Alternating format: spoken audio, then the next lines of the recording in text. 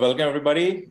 Jab Him to everyone. First of all, thank you all of you for joining, for taking the time out of your day. It's a holiday, December 25th, Christmas, and we are very appreciative to all of you. A heartfelt gratitude to all of you for being here and for giving us your precious time, for giving the community your precious time. So today we have a packed agenda and we are very excited, with a lot of hope, with a lot of excitement, with a lot of love. We are conducting this event today. It is something that we have been dreaming about, we have been talking about with the community, and this is the inaugural public speaking event for our community that we are starting today, and all of you are part of the inaugural event. So thank you very much. Let's go ahead and get started. Team, as all of you know, you've probably seen this invite, you have seen this flyer, you have seen this poster being shared by us multiple times in multiple WhatsApp groups, in Facebook groups, in student union associations, in student associations all over colleges and universities, in Bahujan student Facebook groups about this event. And we are very humbled and we are very happy to share that for today's event, we had participants from more than 15 states. So as you can see here on the map, we had participants entries from Arunachal Pradesh, from Punjab, Chandigarh, Haryana, Rajasthan, UP, Bihar, Jharkhand, Chhattisgarh, Madhya Pradesh, Gujarat, Maharashtra, the Telugu states of Telangana, Andhra, Tamil Nadu, and Karnataka. And this was something that felt and spread very quickly. And here we are. So thank you to all of you. Now, why are we doing this? Why are we here? Why all of us here today? The reason is, as the organizers at Public Speaking Education, we felt that there was a gap in our community, in our society, where we do not have effective public speakers and leaders where we can shape the community, the discourse, and take all of us forward. We have our students who have great ideas as they do well in academics, but when they go out in the workforce, when they try to go for job interviews, sometimes they are not always able to articulate and share their ideas in the job interviews. There are students who go for MBA interviews, management college interviews, group discussions. There are students who go for UPSC interviews. They do very well in the written exam, but in the mains, sometimes they fall short. So what we realized was that there was this gap that we could come in and address and help and coach our students, bring out the raw talent, and help them understand and learn and master this craft of public speaking, sharing their ideas with whoever they speak. So that conversation that we started having with amongst ourselves led us to this day today. So today we have our inaugural public speaking event, and as you can see it on the screen, we decided very carefully relevant topics that are relevant to our community. 5 topics, from Indian Constitution to the importance of Mahar Satyagraha, social transformation, and Baba Saheb's thoughts on income inequality and how education can be incredibly empowering. So we selected these topics very carefully.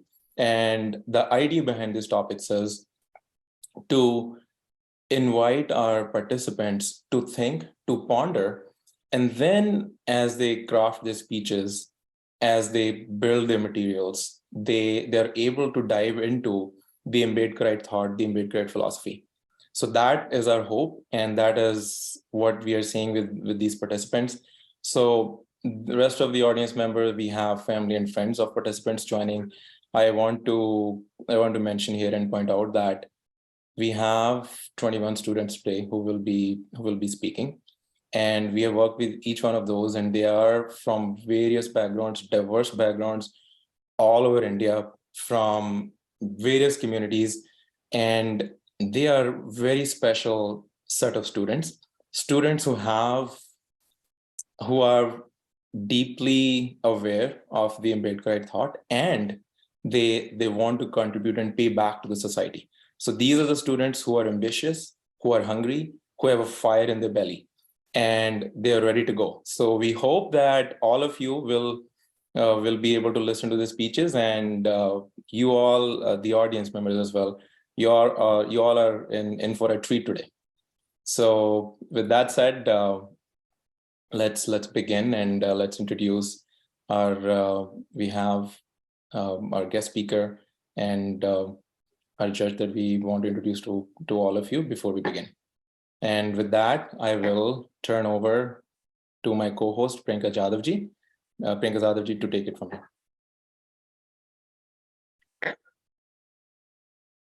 You're on mute, Priyanka. I said you didn't introduce yourself. You may want to say your name again. Oh, yeah, thanks. My name is, again, thank you, everybody. My name is Mandeep Kaur, and I'm your co-host for today, part of public speaking education. And we started this endeavor with, as I said earlier, seeing this problem in mind. And I'm based here in the US. Originally, I'm from Punjab, and I've been living in the US for the last 13 years. Thank you, Priyanka. All right. Thank you, Sandeep ji. Good morning, everyone. Happy Sunday to you all, and a heartiest Jai Bhim as well. I'm Priyanka Sharad Jadhav, and I'm co-hosting our inaugural event for public speaking alongside Sandeep ji. A little bit about me. I'm originally from Pune, Maharashtra. Currently, I live in California, USA, and I work in tech. So I would like to thank you all for joining today and supporting us, and also our future leaders who you are soon going to hear speak. With that, I'm going to move on and introduce our guest speaker for the day. He is one of the most humble person I've met, a true passionate Ambedkarite and co-founder at Nalanda Academy, Mr. Anoop Kumar, who I dearly call Anoop Bhai. So for people who do not know about Nalanda Academy, it is a team of educators with a mission to provide quality academic support to the underprivileged students in India.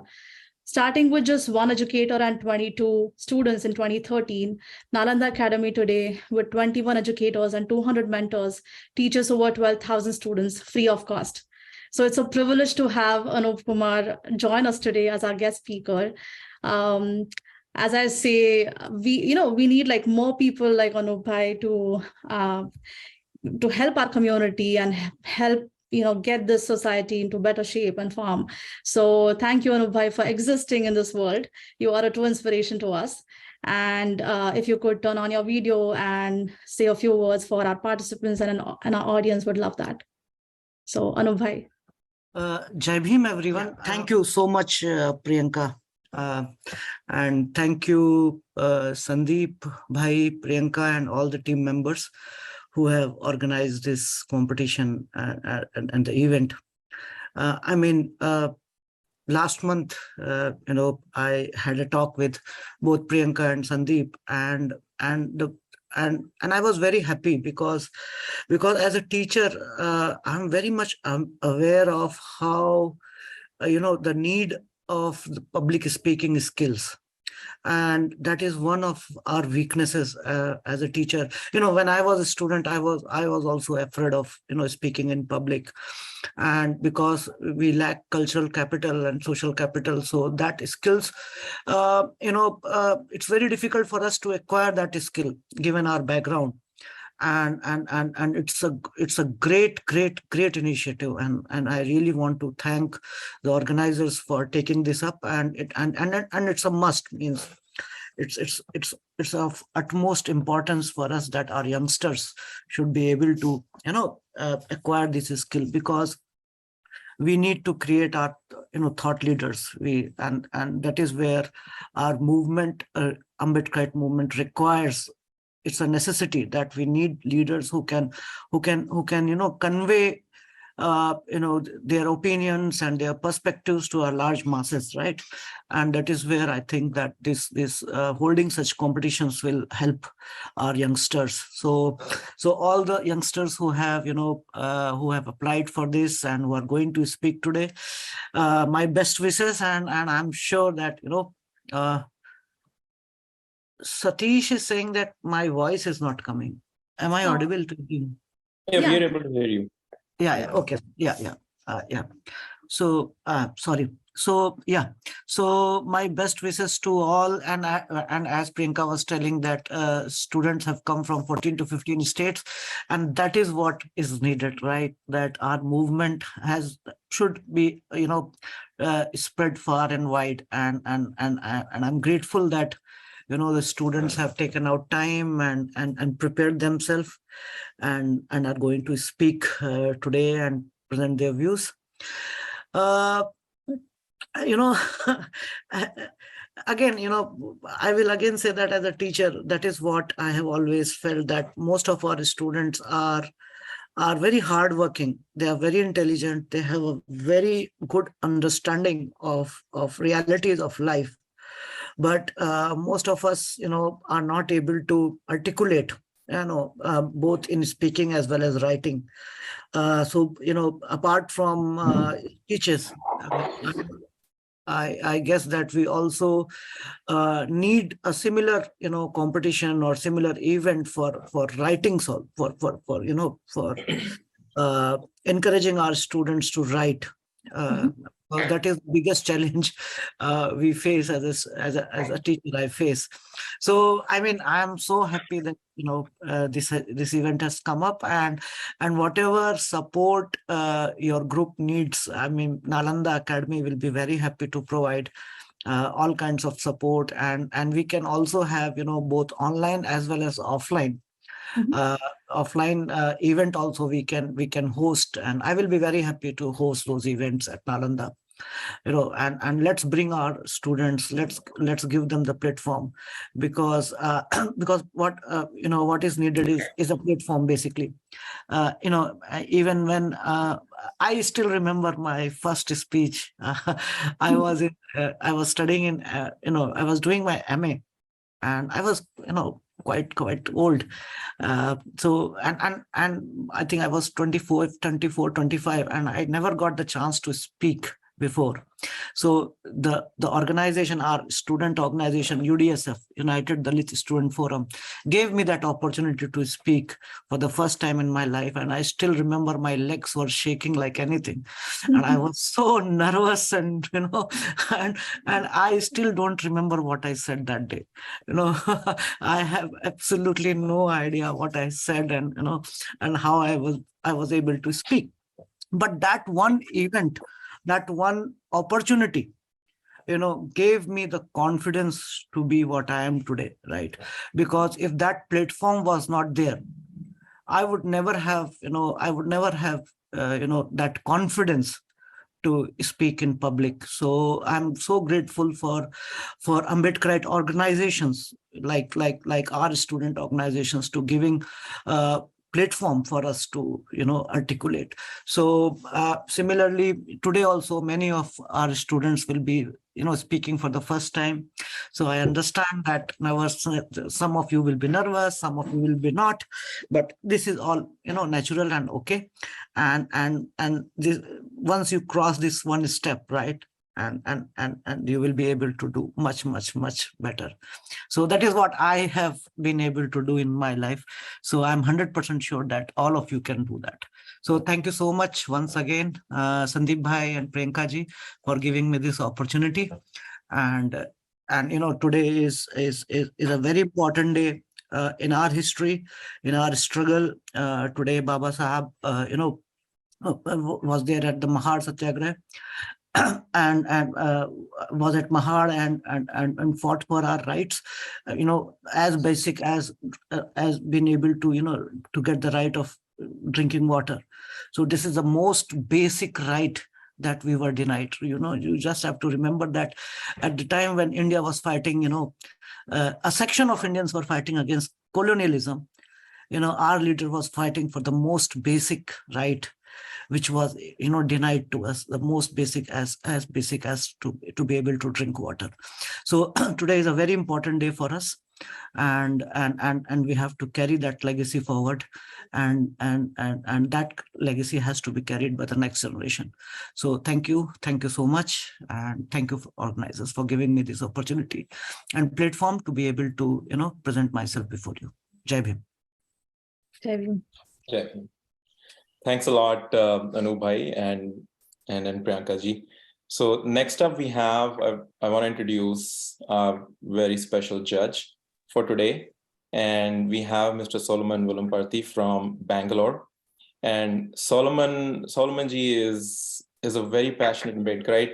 And in addition to being a passionate social worker, community activist, he is a motivational speaker. And not just a speaker, but he's a speaking coach, a public speaking coach and an author. And he has written a book, it's called Stand Out With Your Heart, The Power Secret to Success and Leadership. And Solomon sir is that rare gem in our community that is very popular in Bangalore, in Telangana, in Andhra Pradesh, and has done a lot of work with an organization called Informac. And he's really that motivator that goes out to these events and motivates our students, our youngsters, teaches them, gives them these public speaking tips and how to speak and how to take a pause, how to capture the attention of the audience. And Solomon sir, he has a lot of energy, and every time I talk to him, I learn something new. And we are very honored and thankful that Solomon sir has graciously agreed to and accepted to be the judge of this event. And rightfully so, he is an eminent speaker himself. So it's my pleasure to introduce Solomon sir to this audience and also to have him here. Solomon sir, can you please unmute yourself and say a few words? Hey, good morning, and good afternoon, good evening to everybody, my friends. I'm really excited. My name is Solomon Vulamparti. I'm a motivational speaker, as the one and only iconic figure, young leader from that part of the world, living, resident, working, Mr. Sandeep Loy. And just now I heard from Anoop Kumar, one of the academicians of the community. What a great honor for me to be sitting alongside these great young men, and you, the potential and the magnificent leaders of the future generations, my friends. I'm really excited. Once again, it's a great honor for me sitting here in this place. I'm really kicked up. You cannot see my energy. If I was with you and in front of you, I would be dancing for sure. So it's a great honor. As I see the list of the students that have been, coming to the competition, I'm really excited. 24 plus students are here. Oh my God, this is phenomenal, because you wanted to, I can really see the passion you have to change the world. Hello, my friends, it's not a small thing. You join up this thing, this competition, with a heart to speak and also to learn from the elders. It's not a small thing. The universe has guided you. It is not your decision for sure. It is the decision of the universe guiding you through its, the universal energy. And my friends, before I go, I give it this platform to you, young iconic figures. I say to you, don't ever fear. We are the people here to guide you. We are your family. We are your brothers and sisters.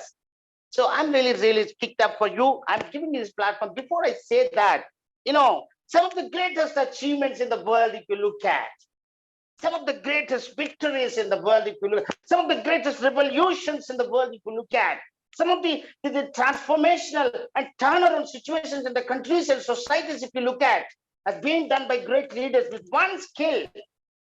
Just one skill.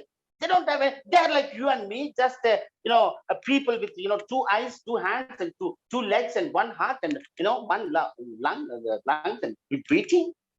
But they could change the world. Hello, brothers. They could change the world. One person can change the world. Can you believe that? How did they do that, my friend?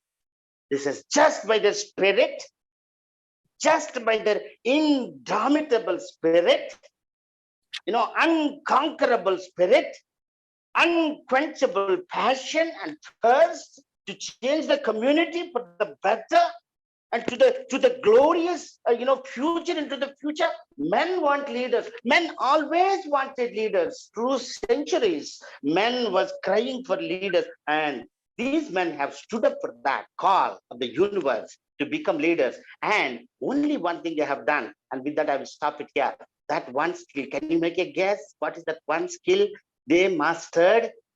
That is the public speaking. Speaking with courage and conviction and the ideologies they believe. Speaking with that spirit, and but the temperament to change the world. So, my dear friends, this one skill, don't ever take it easy. You have started here. I'm so glad that Sandeep and our good friend Priyanka and all our elders, our youngsters who are in this mission to change the world and change the communities, societies, and nations and countries and the globe at large. This is phenomenal. This is world changing. This is transformational, I can say. So I'm really thankful. I congratulate the organizers, Sandeep, Priyanka ma'am, and Anoop Kumar sir, and all the elders of the community and Ambedkar organizations to conduct this. What a great, what a great privilege and honor for me to associate with them and for you to join in and become a participant today. So I give it all the pleasure. Are you ready? Are you ready? I know you are, and I know you are excited. I know you are jumping on the floor. I know you are, you will be blowing the whole place out, the whole platform out, and the world will soon listen to you and will be zapped, and they will sit up and hear you speak, my leaders. So I give it over to you. Thank you very much. Thank you very much, Sandeep and Priyanka. And over to you, Sandeep. Thanks. Thanks a lot, Solomon sir. Thanks. How incredible the energy you just infused into this audience. Thanks a lot. How do you keep up with that? I'm really excited. I hope rest of the team, you are all excited as well. Now that we have gotten such a good thumbs up from Solomon sir. Thank you. Yeah. Welcome. Okay. Thank you, Solomon sir. Love the energy. Thank you for firing up the stage for all our participants. I'm super excited now. What? If it was a real live event, we will all be dancing on the stage. Absolutely. Right? We are going to aim for that. We definitely are going to meet in person someday. Yeah, and then we all can dance together. Yeah, absolutely. Yeah. Okay. So moving on, thank you, Anoop bhai, for your wise words and all the motivation that you gave to our participants, and Solomon sir as well. Thank you so much. So let's get to the agenda, guys. So just a little heads up, this is a complete online event. So we have muted everyone by default to avoid interruptions during the speech time. So you can use the reactions to cheer the speakers during their speech or drop a message in the chat box if you want, just to avoid confusion here. This event will last for about 2.5 to 3 hours from now. So you can hop in and out as per your convenience. This is only for the audience. For all the participants, we would appreciate if you attend the entire event so that we can, listen to everyone and learn from each other as well. We will be taking a short break at halftime, which is approximately about an hour and a half from now, hour and a half or 2 hours from now. Also, you all want to stick around until the halftime because we are going to play a very interesting interactive game. There's going to be a quiz on Baba Saheb and Jyotiba Phule's life, and it's going to be a lot of fun. So you want to hang around here. And after the break, we will continue with the rest of the speakers, and then at the end, announce the winners. Now, before we close, we will open the floor for everyone. So you can raise your hands if you need to speak, or you want to ask any questions or provide any feedback or criticism or whatsoever. We'll be more than happy to hear from you.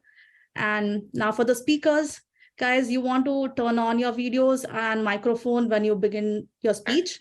It'll be nice if you show your face when you talk. So yeah, break a leg, guys. I'm very excited to hear you all. So let's get started. Over to you, Sandeep ji. Thank you, Priyanka ji. So before we begin, team, we wanted to share this incredibly powerful quote from Baba Saheb: "Cultivation of mind should be the ultimate aim of human existence." And as we look at this quote, I want all of us to think about what Baba Saheb really meant that for us. Cultivation of human mind. We talk about getting educated. Now, with education, is academic training enough to be educated, or is education, the cultivation of mind, a lifelong process? Is it something that we should continue doing, building the capacity to be rational, to think logically, to be able to build thesis, synthesis, antithesis, and create a balanced worldview? And that is something that Baba Saheb wanted for all of us, and he paved the way. Now, one interesting thing that I want to share with all of you is that in 1948, Baba Saheb went to Aurangabad in Siddharth College. And in Siddharth College, Baba Saheb gave a speech. And Baba Saheb said that we must develop the art of public speaking in our youngsters. And this is something that I found in volume 17, part 3 of Baba Saheb's writings and speeches. And when I read that, when I found out about that, it was something that gave us even more encouragement. And then we discussed internally that what we are trying to do, what we have set out to do, Baba Saheb already asked us to do that. So we got even more encouragement that we are already on the path that Baba Saheb asked for us. He laid the way for that, and he spoke about that in detail in 1948 in Siddharth College in Aurangabad. So that is something that I wanted to share with you all, a piece of information that I certainly did not know. And in case this is something new to you, it's something to think about. Okay, now with that said, let's get into our event and why we're really here. We are very excited. These students, these participants, they have done a lot of hard work to prepare these speeches. And before we begin, I want to let the audience know that all our speeches will be between 6 to 8 minutes. We are asking all the participants to cap the speeches around the 8-minute time, and they will be judged and rated on the content, on the style of delivery, on the idea formation, and their confidence. And then we have a point-based system where we will be rating them. Solvents will be rating them, and then at the end, the winners obviously will be with the highest points. So it is something that we have developed, and we are going to be using a systematic method to score all the speeches. So with that said, team, let's get started. We have Simran Badhan from Ludhiana. Simran, can you hear us? Yes, Bhaiya. Okay, can you please turn on your video and begin? And team, let's have it for Simran. She is one of our young members of. She's actually a young activist, and I have the honor to know her personally. She's from Ludhiana, and she is part of a very active social group called Mata Khalsa Seva Society. And in addition to her academic coursework, she comes from a family of activists. Her parents are activists. Her cousins, her uncles are activists, and they're very deeply committed to the ideology. And I have the honor to know her. So I'm very happy that she's here. Simran, over to you.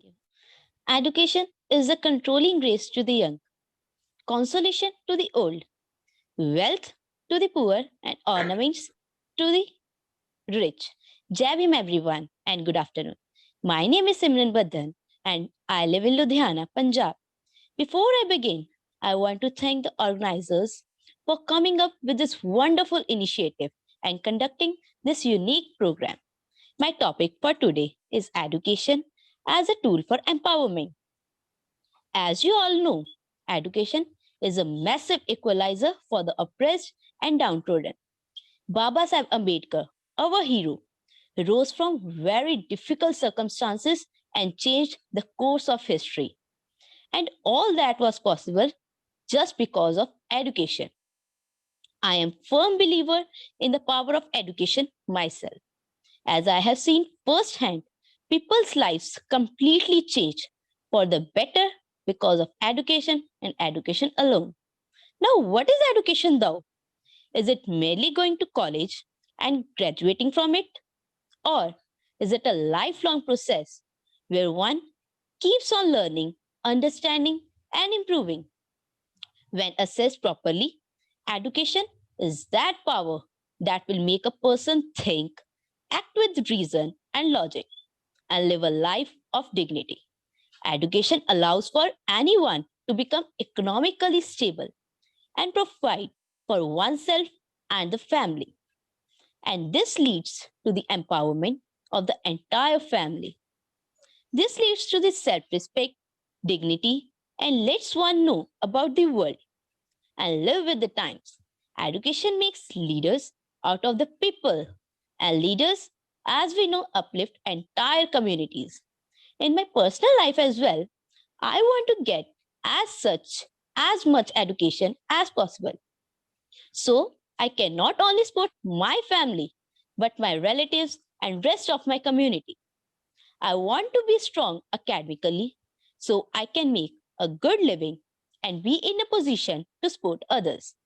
I firmly believe that is economic economic freedom is extremely important for individuals to live a life of dignity and self-respect. Education empowers people in many indirect ways as well. When someone in the family or community is educated, the entire community feels the impact of that. The educated people then encourage others to get education and live a life of cleanliness, dignity, and self respect. Education teaches us what is right and what is wrong. Education teaches us to have a balanced worldview and how to use that worldview to better ourselves. Education teaches us to be self reliant and find new ways of solving existing problems, whether personal or those of community. It is a gift that keeps on giving. Baba Sahib Ambedkar ji said, education is that milk. Education is that milk that whoever drinks will roar like a lion. And he was absolutely right. Education is that power that makes lions out of lambs. Let's make sure everyone around us is educated and has the ability to think rationally with logic and live a life free of superstition and illiteracy. For us in our community, we do not have financial or resources. The only thing we have with us is the power of education and education alone. It not only uplifts and empowers us, but is a great equalizer for the downtrodden. Let's resolve today that we will continue to strive for education all our lives. We will continue to read Baba Sahib Ambedkar ji, and we will continue to support our community and uplift each other. The more we do that, the more we get stronger, and the more our society and nation become stronger. It is our duty to educate ourselves and those around us so we can achieve Baba Sahib's goal and become a strong nation. Thank you so much for listening to me. Once again, my name is Simran Badhan from Ludhiana. I apologize if I said anything wrong to anyone. Thanks again to the organizers for organizing such a wonderful event and bringing so many people from all over India together. I'm looking forward to more of such events and helping our community and country become stronger. Jai Bhim.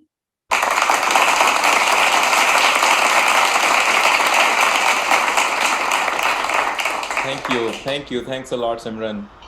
Well done, Simran. All the best, and you keep it up, the spirit. Thank you. Thank you so much. Okay. So moving on, the next participant we have is Jyoti Markam. And Jyoti comes to us from the Kondagaon district of Chhattisgarh. And she is currently working as a contributing writer for Feminism in India. She is a young leader, a fierce leader, and I feel very happy to introduce her to the audience, she has written more than 15 articles for different publications so far. And she is a final year BA student in studying history, sociology, political science, and is someone who is keenly aware of the problems of a community. And being a true leader, she's actually working on the solutions to address those problems. I am very honored that Jyoti has decided to participate in this event, and she has chosen to be here and share her thoughts with us. So with that said, Jyoti, over to you. Jai Bhim to all. Johar.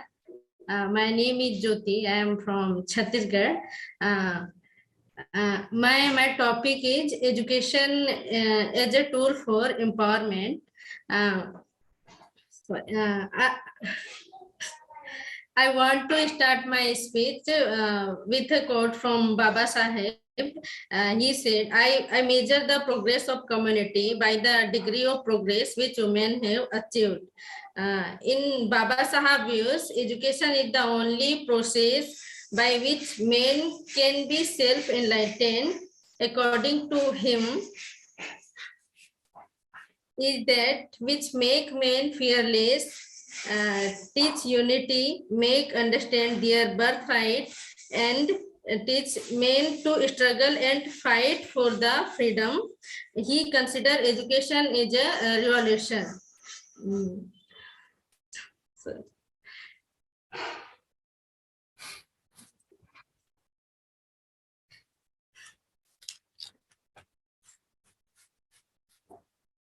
Jyoti, you're doing well. Keep going. sorry. Yeah, that's okay. Take your time. Baba Sahib knew that education was the necessary precondition for the reconstruction of the society on the pre-joint of equality and justice. Education is a empowering tool that can give magical changes to especially downtrodden people. The main goal of education is to make people perfect and successful in every sense so that they can make the right decision throughout their life. Education makes us lifelong learners. Empowering education means moving forward in fraud, powerlessness to a position of power. Education is essential means of empowering community with the knowledge, skill, and self-confidence. Education is a powerful tool. It has the power to transform life. Education has empowered the community, and due to education, marginalized people all over the world are starting to become more achieve in all areas like political, administration, judiciary, etc. The community have taken up big responsibilities and delivered great result. In our community, I mean in uh, lower caste community, also women play a major role in a country's political, social, cultural, educational, and economic development. Empowering our interesting power upon them means allowing and accepting their full participation in all realms of life for better family, society, and nation. Education needs to install the belief its recipient that they are the master of their lives, have sizable control over events happening to in and around them to empower them to be valuable and respected member of the society. So I believe education provides pathway out of poverty and lead dignified life. So I can say that education is the best tool for social empowerment. My speech is over. Thank you. Oh, that's phenomenal. That's wonderful. Jyoti, you are a great speaker. You will become one of the greatest speakers. You keep, practicing that. Wonderful. Congratulations. Wonderful. Yep. Thanks a lot, Jyoti. Jyoti, thanks for sharing your thoughts with us. And team, to the audience, I want to share. Look at the commitment that Jyoti has. She was scheduled to speak lower in the order, and then she told us in the morning that she has to take a trip. She has to take a train later in the afternoon, and she won't be able to stay too long. And she did not want to miss this, so she wanted to for sure speak, and she requested to be moved up in the order so she could deliver her speech, for which she spent a lot of time preparing. So thanks a lot, Jyoti, for your commitment. Have a round of applause, team. Let's have a round of applause for her.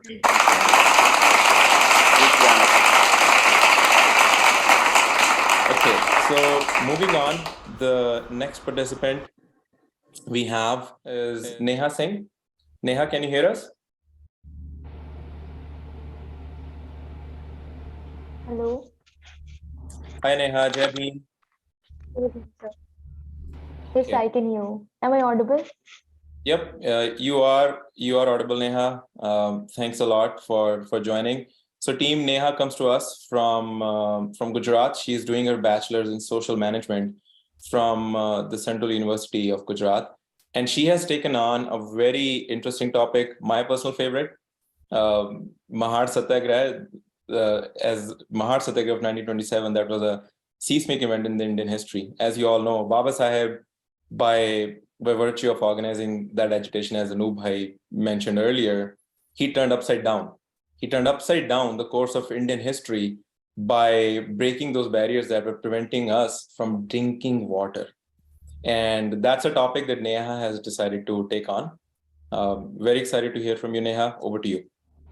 Good morning. Very pleasant good morning and Jai Bhim to all of you.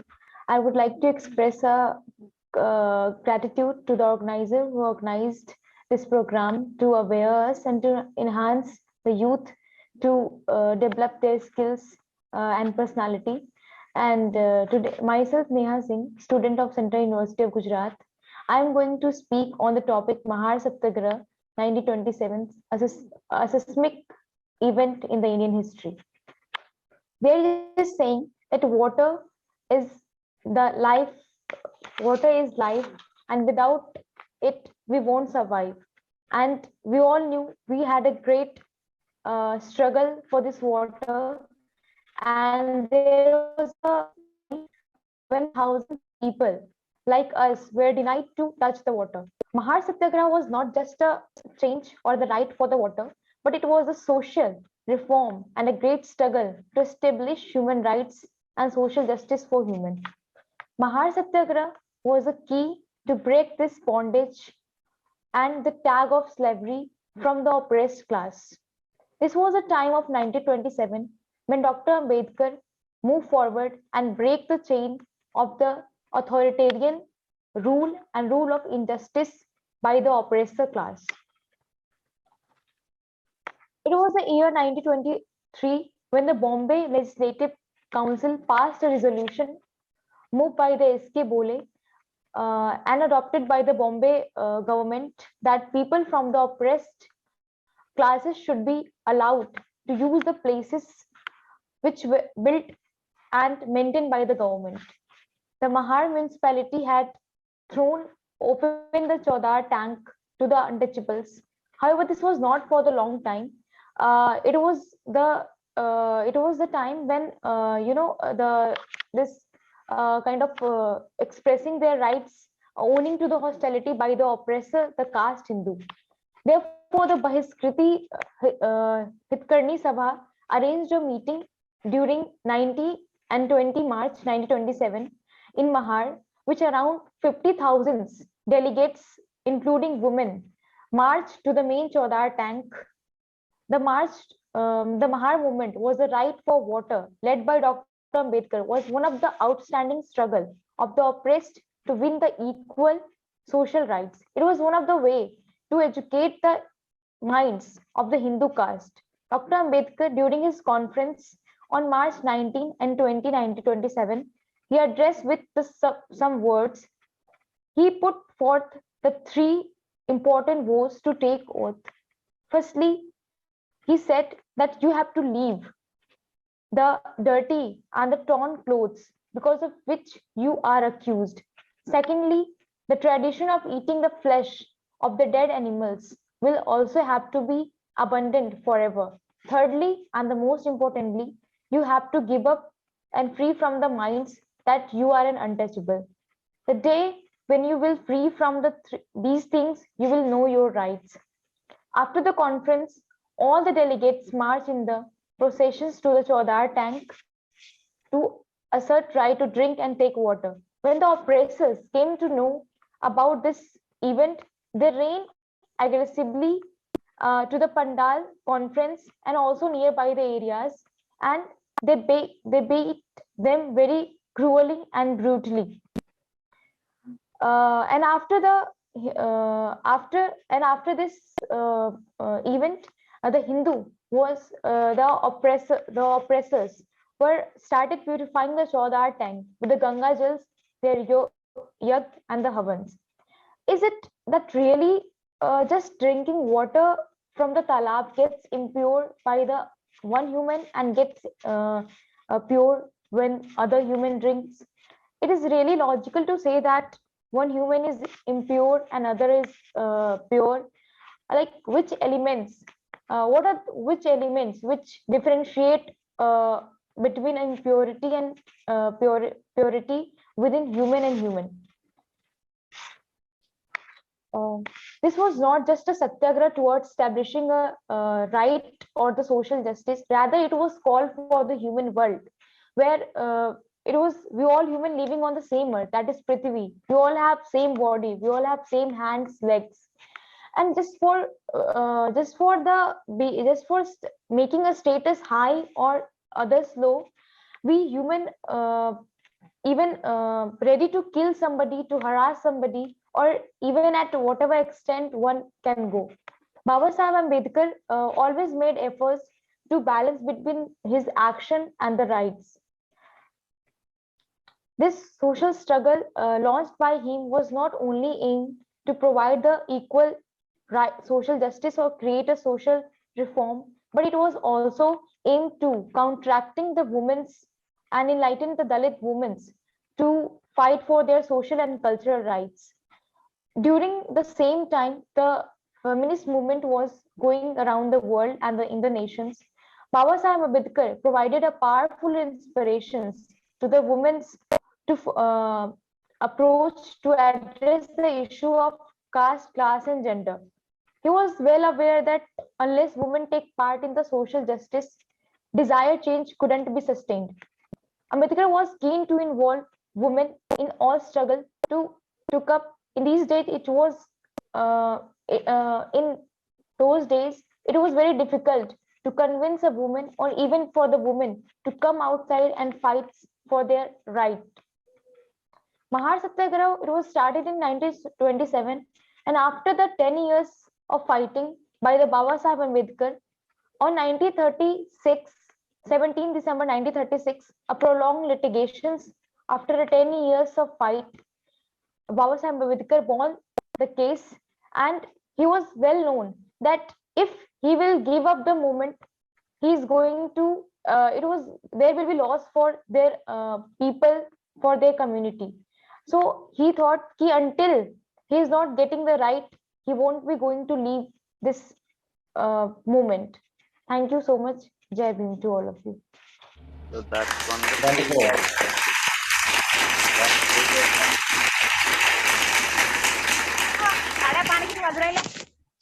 Thanks a lot, Neha, for that wonderful speech. You tackled a topic that's not easy. You tackled a topic that is something that a lot of people do not know about. And the way you explained what this was, how the Satyagraha happened, what did Baba Sahib do, and what were the social implications of that, and what were the dynamics at the time that Baba Sahib had to face, that's not easy. You articulated it so well. And once again, members of the audience, rest of the team, I wanna point out that all the research, all the delivery, all the speech preparation that these participants, these students are doing, it's all their own. We had a prep session with them earlier. We just gave them pointers on how to do the research, but the research, the content, the delivery is all from these participants, and I'm already amazed. Once again, a round of applause for Neha. Thank you so much. Thank you, sir. Thank you.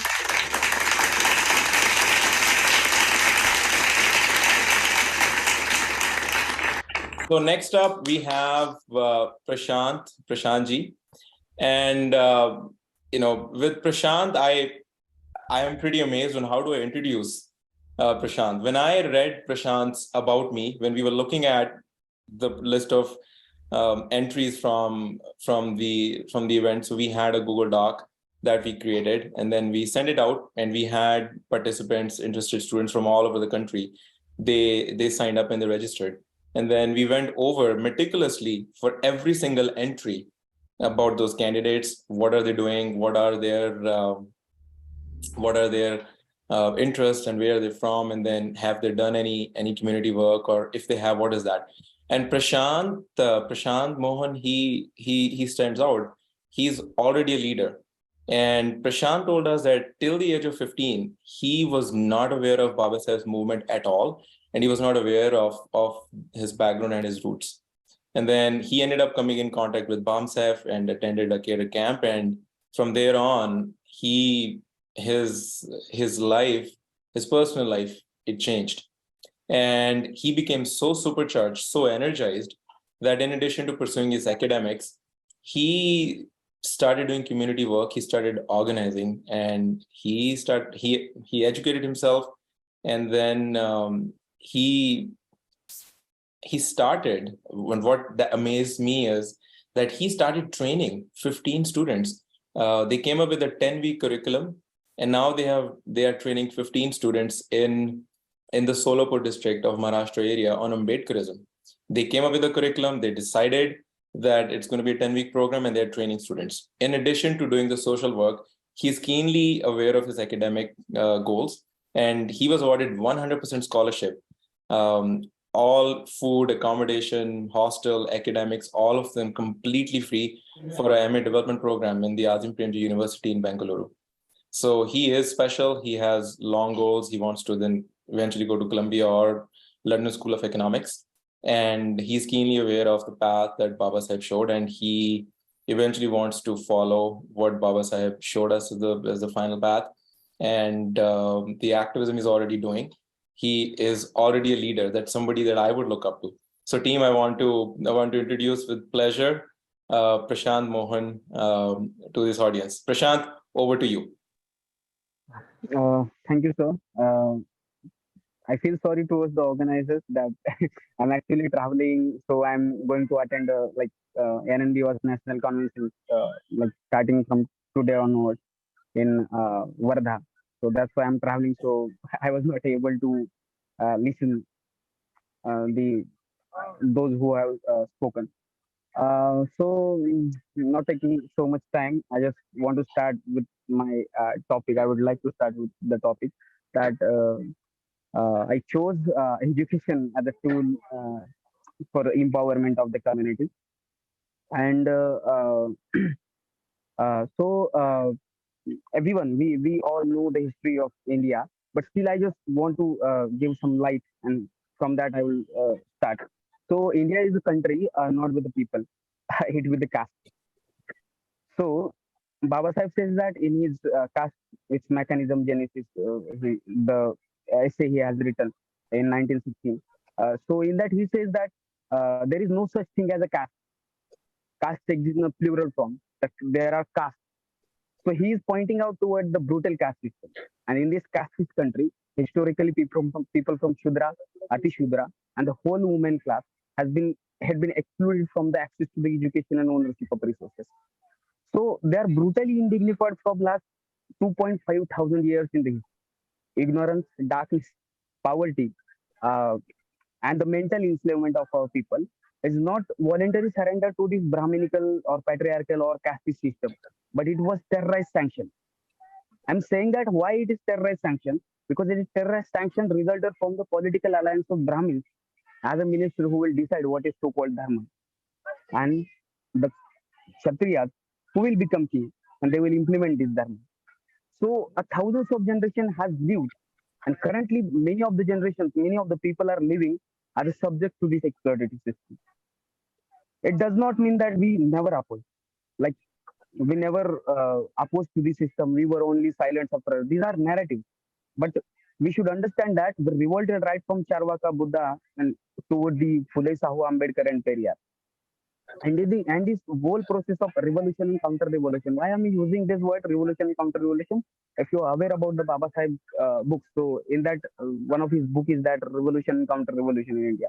So the whole process of revolution and counter revolution in India, our leader, our saviors, has always emphasized on the education, which is denied to us actually.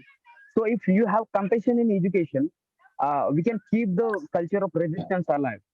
So education, why education and compassion? Because education to understand and analyze these conspiracies in the wider sociopolitics and economics and economy, and the compassion to realize the urgency of the in the transformation, urgency for the transformation in the system.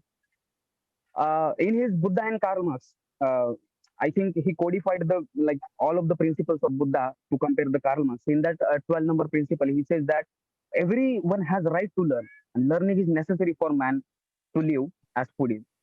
Also, Jyotiba Phule, one of the teacher, guru of the Dr. Ambedkar. So he has a short poem. He wrote that, and he said that without wisdom, without education, wisdom was lost. Without wisdom, morals were lost. Without morals, development was lost. Without development, wealth was lost. And without wealth, Shudras were ruined. So much happened through the lack of education.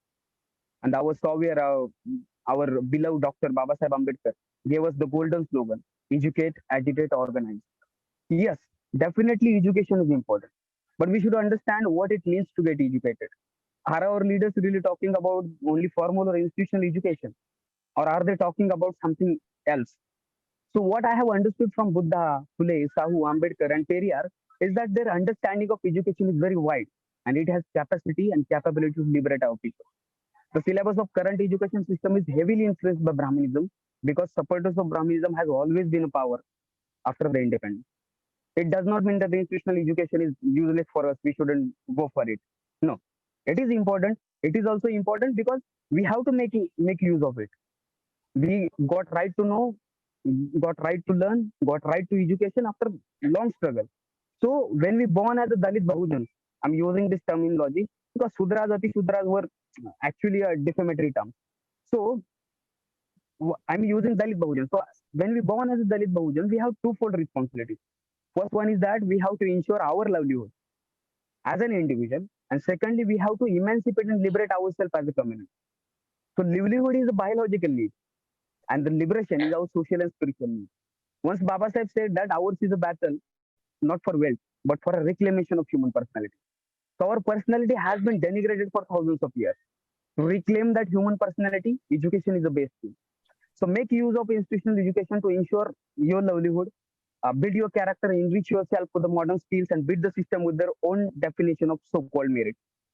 Why I'm saying, if you read the Suraj Angre's caste matters, in that he has given the like some sort of definition of merit, that how they have created the concept of merit. So that is why I'm saying that beat the system with their created definition of merit. Whatever the skills that you have acquired from the institutional education, invest those skills and capacities to inquire the historical conspiracies that done to us. Invest your time, energy, resources, and skills to make our people capable enough to come out of the mental enslavement. Make them realize about the same. Because without ideological clarity, one will always fail to understand the utility of the tools. So, what are the tools we have with us? That education is a very sharp tool, and that tool is useful to make us as an enlightened community. As Anoop sir always focuses on to make the enlightened community. The Nalanda's motto is there, that towards the path towards the enlightened community. So I would like to conclude. I would take so much time. So I would like to conclude one of the Baba Sahib's message to All India Scheduled Caste Student Federation conference. So he says that our boys, and I'm adding also girls because he just used the boys, but our boys and girls learn two things. Firstly, to that the given opportunity they are inferior to none. in intelligence and capacity. And secondly, that they are not merely to tread the path of their personal happiness, but to lead their community to be free, to be strong, and to be respected. Thank you, Jai Bhim. Wow.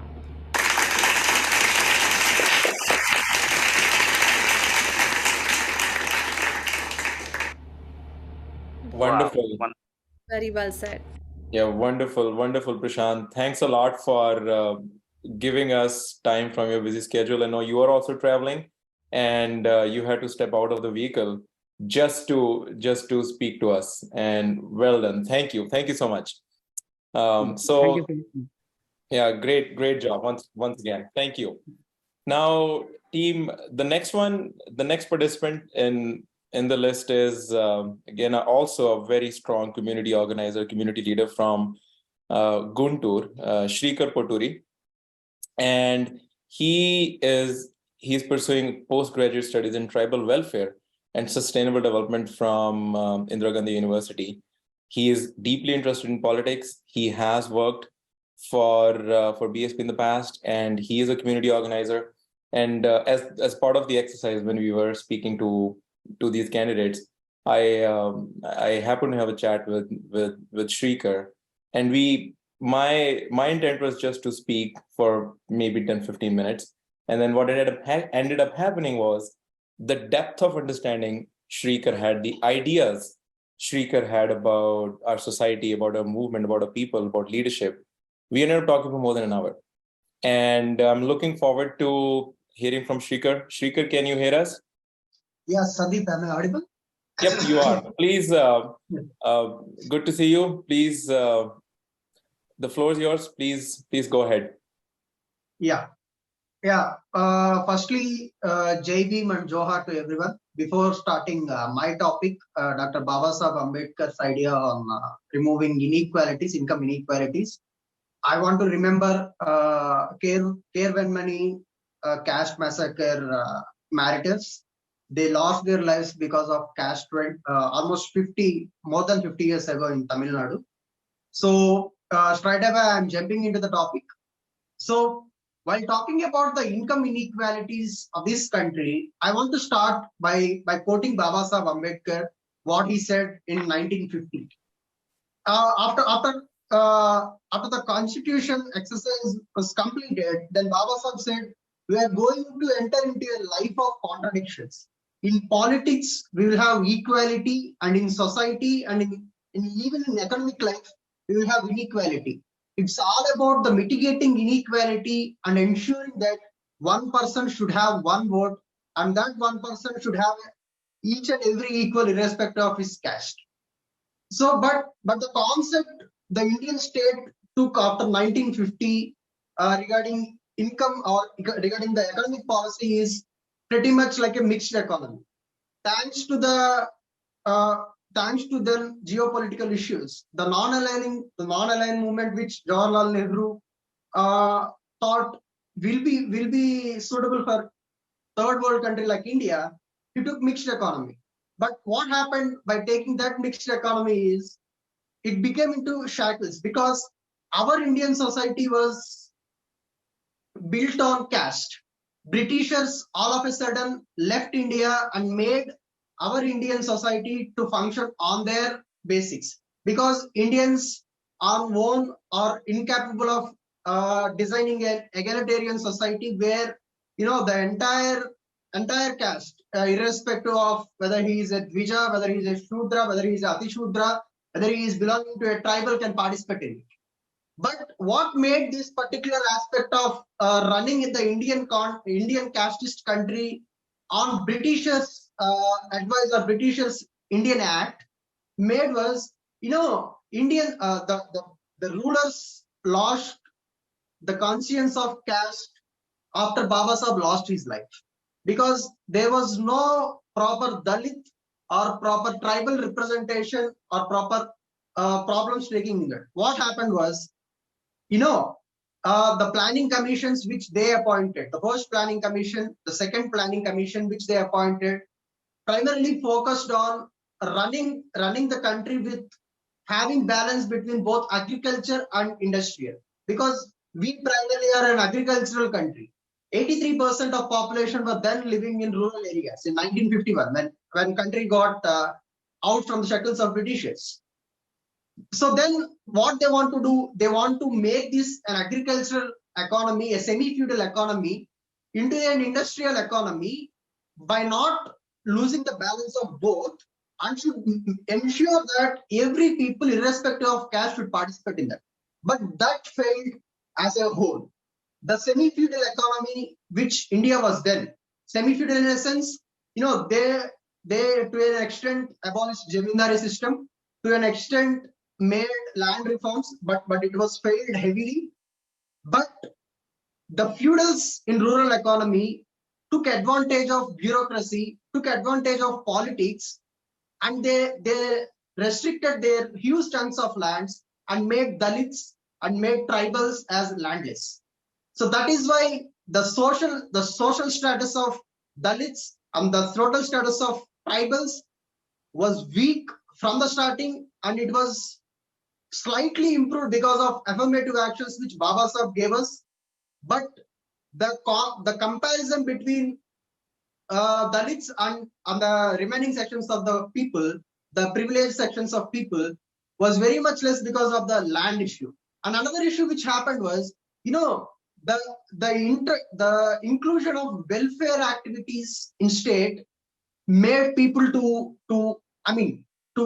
grab away lands from Dalits. What happened is, see, I'll explain in two words.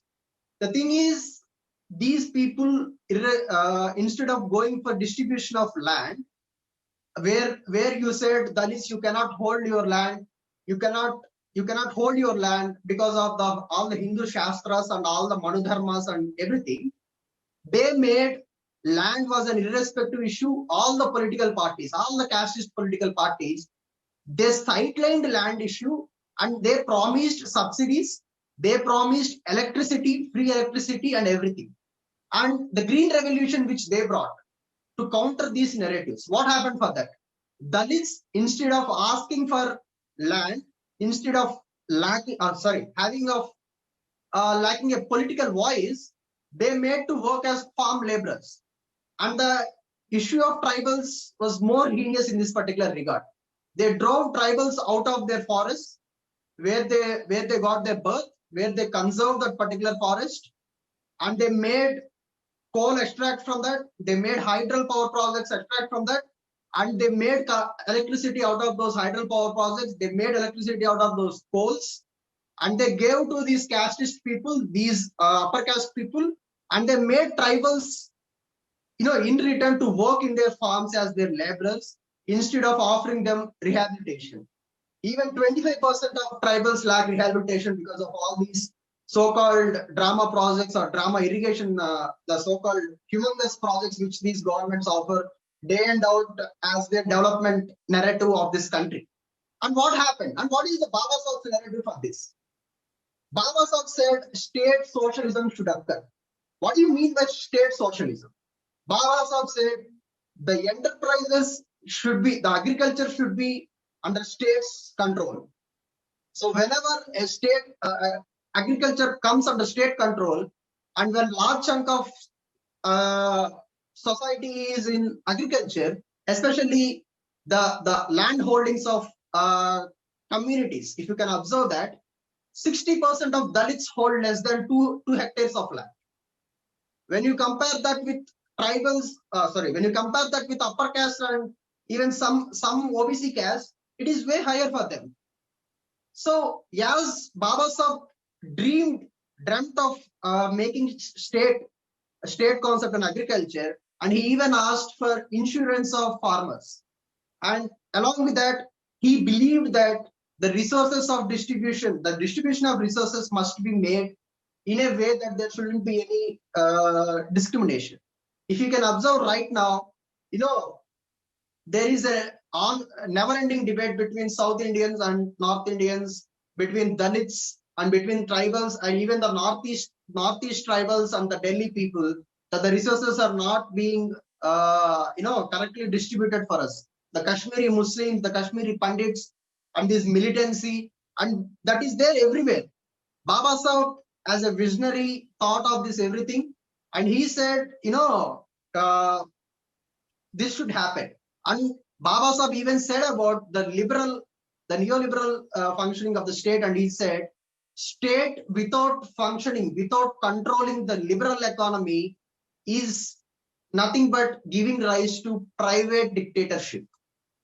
If you cannot stop a landlord from collecting huge amount of rent from a Dalit who has no social capital, who has no social status, and if you cannot stop a private entrepreneur from making a monopoly, that is what happening right now in this country with Adanis and Ambanis. You cannot make this country an economically equal country. So that is what happened with the country's economics from the 1950s when Congress took power, and even when the other parties came as well, the BJPs or the Morarji Desais. But the thing is, the fight which Baba Sahib gave for us, the ideas which he gave for us are not outdated, they are eternal. We can take inspiration from them, we can make them, we can make them appealing even right now. The problem with communists is even the Naxalite movement, which happened to be occurred in my state, they fought for all the wages and everything. But what they did, they put tribals, they put Dalits in the front, and the so-called Reddis and the so-called upper caste people, they took shelter on the cost of tribal lives. They created, Naxalites were responsible for Salva Judum crisis. So all these things happened in our country, and the economic inequalities continue to sustain for this long. The life expectancy of Dalits was so much less than the remaining communities. 14% of Dalit graduates were unemployed in this country. When you compare that with upper caste, it was just only 6%. Sorry to interrupt, Srikar. Just a time check. We are coming up to the time limit. So request. Yeah, I'm going to. Thank you. Yeah, if we can include Dalit women concept in this particular economic inequality thing, Dalit women were forced into prostitution. Dalit women were forced into the concept called Jogini system by Hindu scriptures. The Madhika women in our state, they were made to marry to a god. So whenever they go for pension, whenever they go for accessibility of any financial institutions, they will ask, who is your husband? She cannot produce her husband. So they were alienated from even accessing to the financial institutions of this country. But the state, which has no caste concern, which has no concern for addressing these problems, which were created because of Hindu society, they keep them as long-lasting them.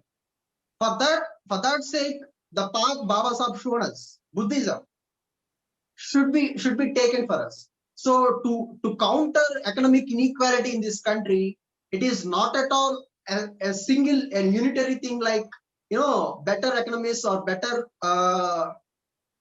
political parties will give that. No, it is a cultural aspect linked with both politics and caste in this country to fight together and to achieve economic liberation from the casteist persons of this country. And we believers of Baba Sahib Ambedkar, we should fight for that, and we should make our society liberate from the clutches of these casteist persons. Thanks.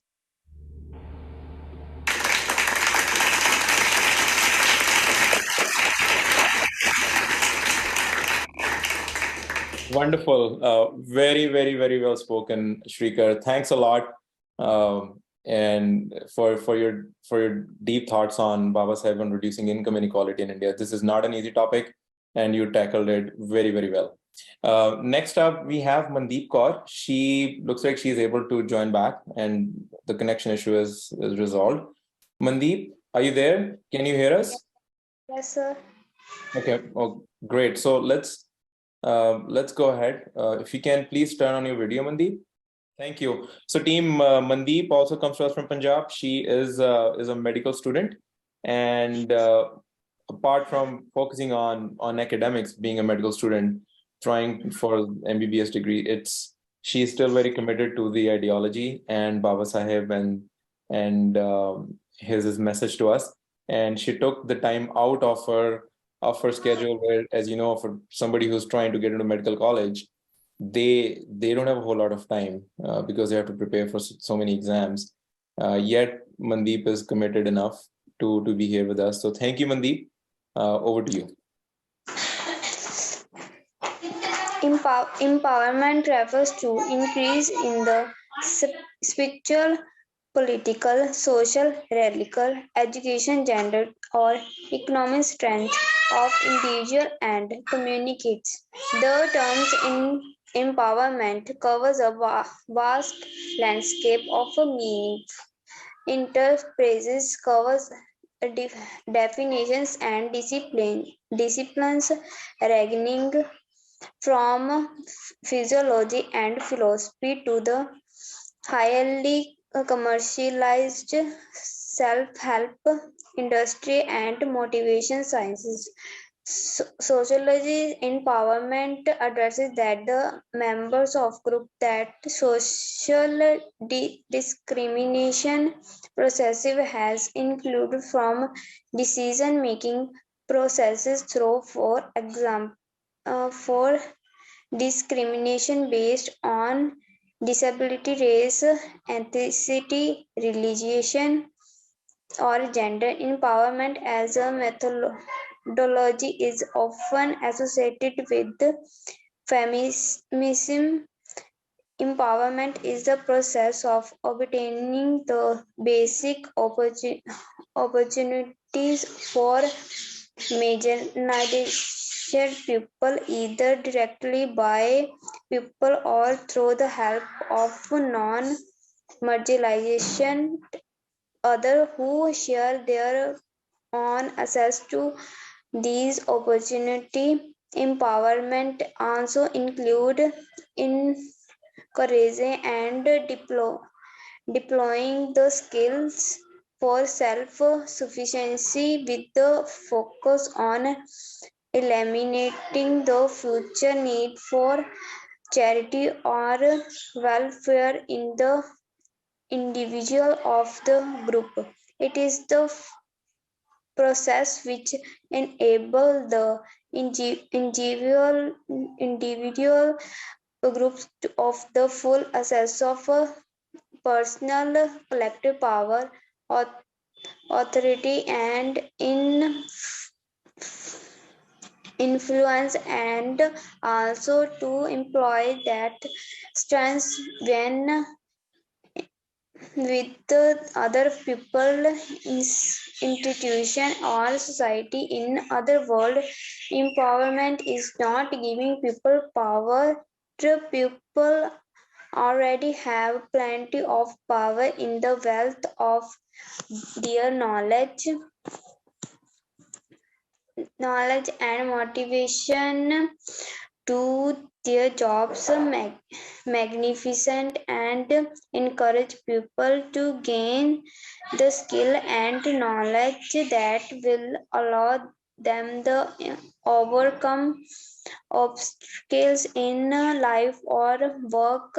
Empowerment and ultimately help them to develop themselves or the society. Empowerment is the enhancement of the political, social, economic, or spiritual strengths of individual and communicates. Empowerment involves developing and building capacity of individual communicates to make them part of the mainstream society. Empowerment may also have a negative impact on individual, corporation, and productively depending upon the individual's view and goals.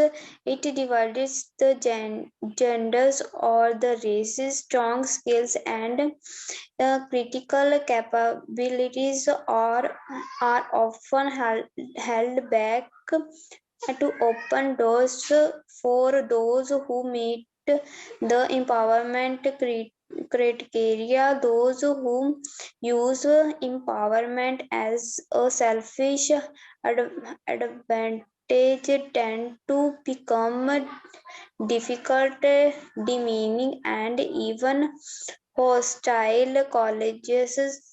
These are two approaches and understanding the role of education in empowering people. One, the radical approach of use pedagogies as a conscientization process of the oppressed. The second approach, the transformative project of creating opportunities in the mainstream education to those who are previously deemed access to education. Dr. B.R. Ambedkar did not visualize education simply as a mean of the development of the child personality or as a source of earning livelihood. Rather, he considered education is the most powerful uh, um, agent most powerful agent for bringing about desired changes in society, and the prerequisite for organized effort for launches any social movement in the modern times. For him, education was an instrument to liberate the elites for illiteracy, ignorance, and superstition, and thus enable them to fight against all form of injustice, employation, and oppression. Dr. B.R. Ambedkar gave a highest priority to education in his struggle for the liberation of the Dalit from the age-old oppressive character of the caste system. Indian society, for her belief that is not education through which various kinds of the disabilities of the Dalits could be overcome, and their shackles of social slavery thrown away. Education provides strength or opportunity to fight against poverty. Thank you. Thank you. Thanks a lot. Thanks a lot, Mandeep.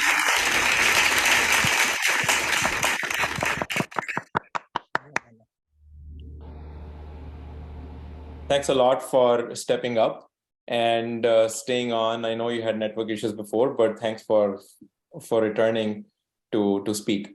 So next up, I think Puja Helunde, she also has a network issue resolved. Puja team, I want to introduce Puja to this group. Puja is again she's from Maharashtra, and she graduated from Central University of Karnataka. And growing up, once she was exposed to Baba Saheb's books, she really decided to do something for her community, and she started organizing talks on higher education in her village for students from 8th to 10th standards, so that way they stayed in school and had bigger dreams and bigger ambitions to continue their future education. And she is a teacher where she's teaching more than 20 children in a village, along with the studies and helping out at the farm, doing some farming with her family.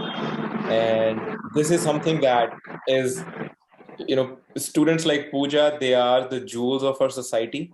They are the jewels of a community. And I'm very happy and very honored to introduce Puja to all of you. Team, let's hear it from Puja. Puja, over to you. Okay, sir. Uh, Good afternoon, one and all, respected guests and my dear friends and organizing team. Thank you for giving me opportunity.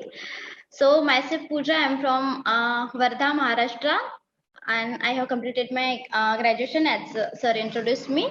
So let us talk. My topic for today's speaking is education is a tool for empowerment.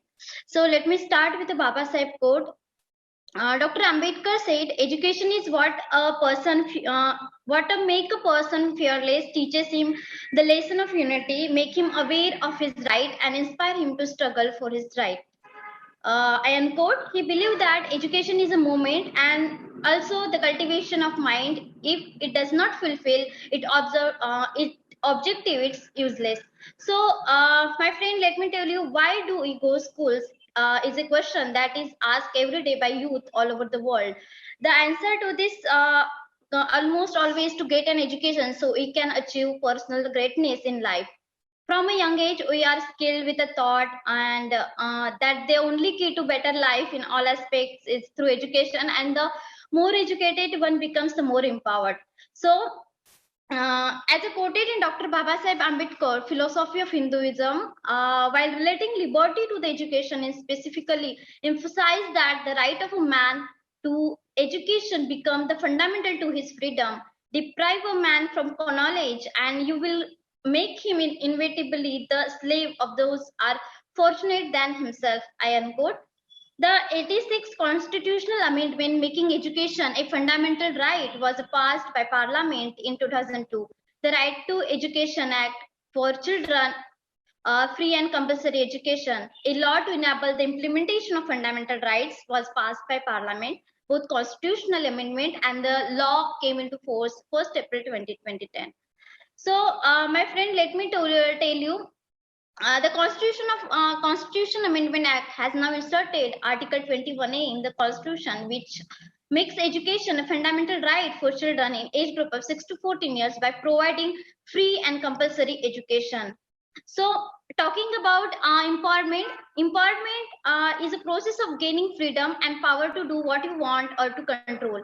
The process of giving a group of people more freedom or rights. Empowerment is an active multidimensional process which should enable women to realize their full identity and power in all spheres of a life. So, empowerment literally means making someone powerful, facilitating the weak to attain strength, to increase one's self-esteem, to help someone to be assertive, self-confident, to enable someone to confront injustice and oppression, and support someone to fight for her right. So, education play a very pivotal role in eradicating poverty and accelerating development process. Empowerment of a woman is directly linked with education. Women are the agents of change in society. Education is considered a key instrument for the change which is responsible for national development. It is true to saying, if you educate a boy, you educate an individual, but if you educate a girl, you educate a family, society, ultimately the nation. I unquote.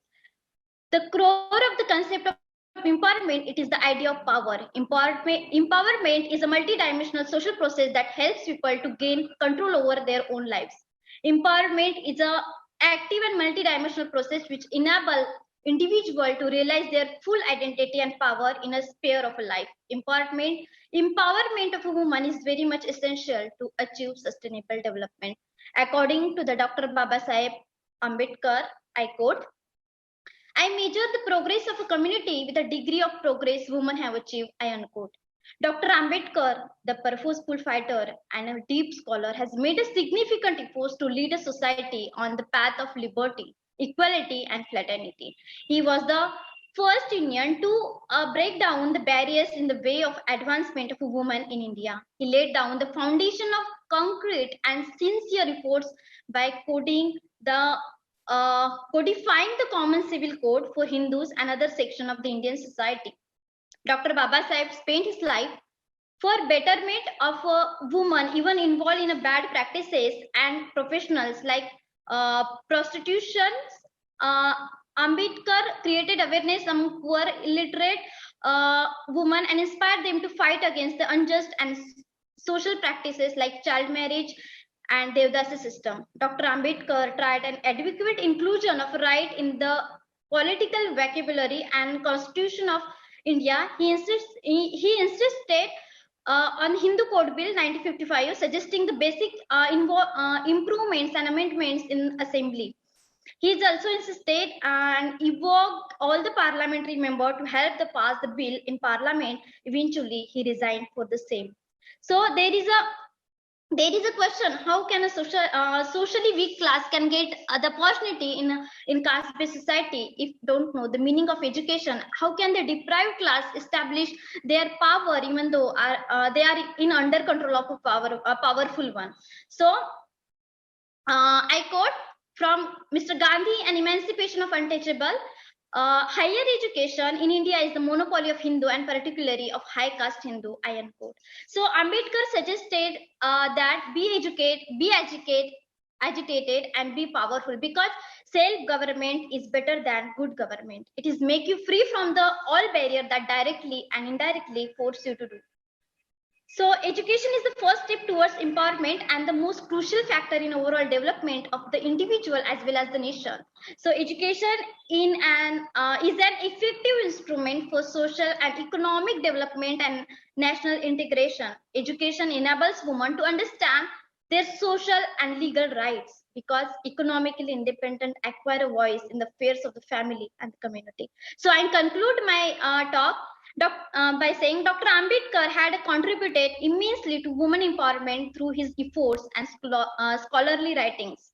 His vision is still very much relevant in modern day India. His social movements are also primarily responsible for uplifting women's status in India. His idea of providing empowerment through education is an initiative worth honor. Thank you. Thank you so much.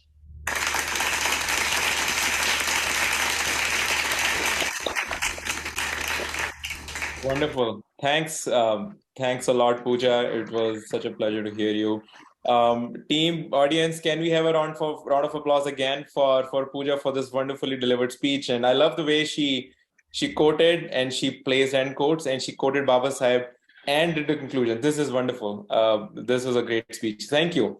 Thank you.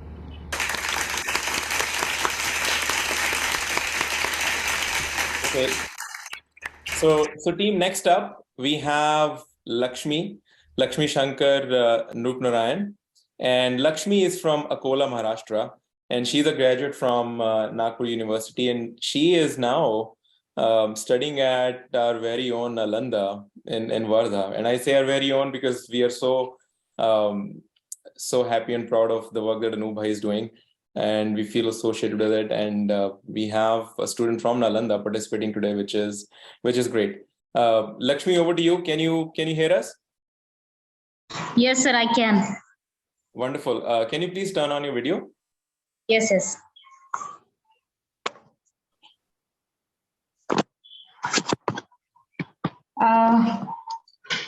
Respected organizer and a participant, very good afternoon to all of you, and Jai Bhim. I am Laxmi. Now I am studied at Nalanda Academy. My topic, which on I going to speak, the empowerment. Education is a tool of empowerment. So first, I want to salute our icons, B.R. Ambedkar, Mahatma Jyotiba Phule, and those who give their life to empower us through their movement. And mainly, this icon choose the way. What is the way to educate our community who persecuted upper caste in our India? Basically, there is a Varna system or a caste system, and the underprivileged like us who are now we are backward in the process of backward, and we are empowering us through the education, through speaking, and through this gathering. And I'm very happy to be the part of this gathering, and I am very lucky to speak on it. Firstly, I want to told about what is empowerment. What is need to empower somebody or someone? Empowerment means to boost someone, to strengthen someone to do something for the betterment of his life. And what our icons do, they choose this tool, they choose this way to empower us. First, Mahatma Jyotiba Phule, Baba Sahib said that the Ambedkar, we will not, if the work of Phule, whatever I am, because of the work of Mahatma Phule, they open the doors of education to us.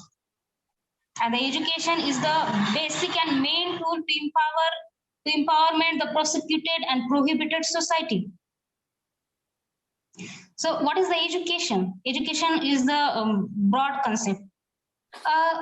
As we living in society, and as we are the animal, social animal, and we got education from our society member that how to act in a society, and how to speak and communicate in society. This is the education of socialization. The education of socialization is teach us to act in society in a proper and proper manner, and how to speak, and how to survive in society. This is very important education. And if we talk about the education, the academically education as a tool for empowerment of human, and as a tool for empowerment as a human or of a people, we can say why if we thought about the empowerment, education is a tool for empowerment. As we thought and as we recall our past, upper caste people prohibited us and prevent us from school, and they don't allow us to go to school and educate. Why this is? As I speak in English, I am from the very rural family, and there is no one is able to speak and understand English. But why I am? Because I educate, and by English we can communicate the whole world. I think English is the window to communicate and see and meet the whole world. English is is basically what is the education to speak. So what I want to say, education is the strongest weapon to empower a society or a people or prosecuted who don't have the right, who don't have the strength to do something for the empowerment of betterment or the welfare of their life. Baba Sahib said the education is the milk of the tiger. What is why he said tiger? Because tiger is the symbol of strength, and by the education we can strengthen ourselves to speak out for our rights, to speak out to speak against for our prosecutors. And all our icons done this in very unique way and broad way. By the education, we can understand the what is burning question which are held around us. By the education, we can speak in the we can speak, we can thought, and we can give our views on the welfare of us, and we are able to speak something for our betterment. And education is the tool, is a capital of I think education is my first capital, because I don't have anything in my bank balance and whatever it is, because we are from underprivileged.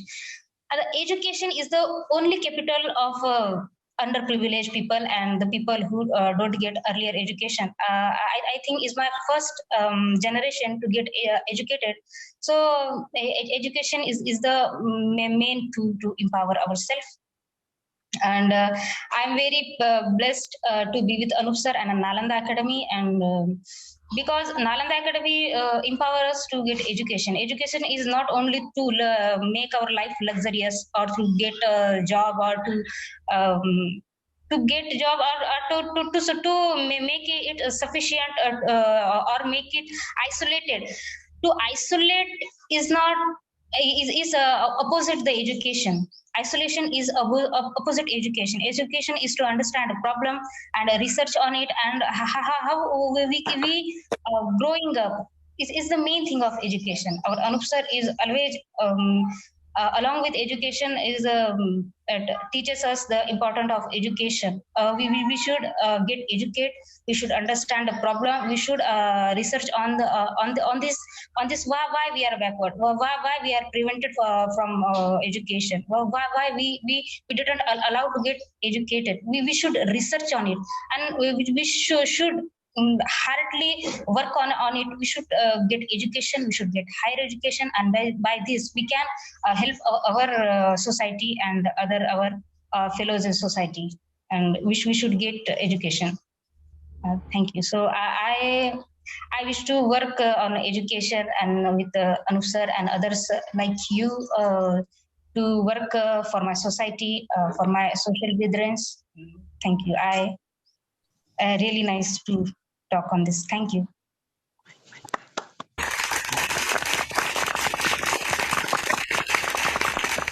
Big round of applause for Laxmi. Thank you so much, Laxmi. That was a very insightful presentation. After all, you're a student of Nalanda.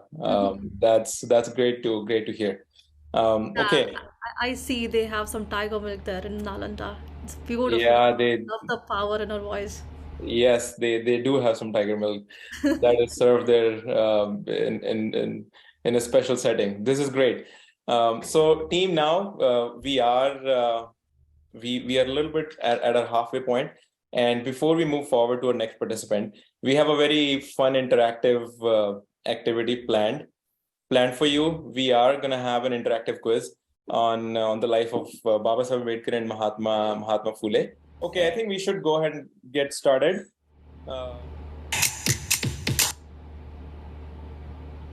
Which city is Dr. B.R. Ambedkar's birthplace?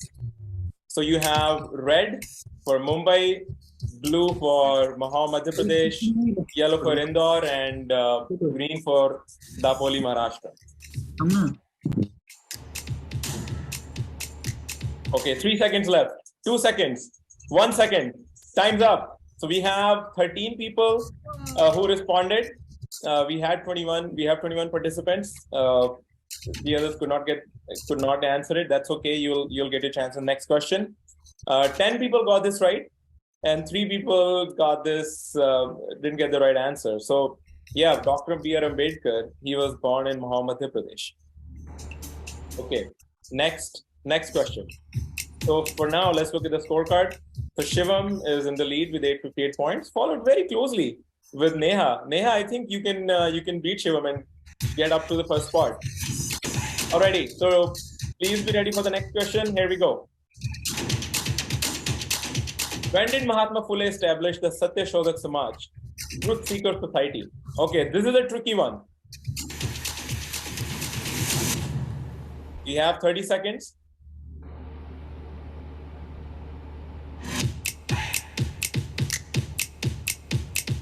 Only 9 answers so far.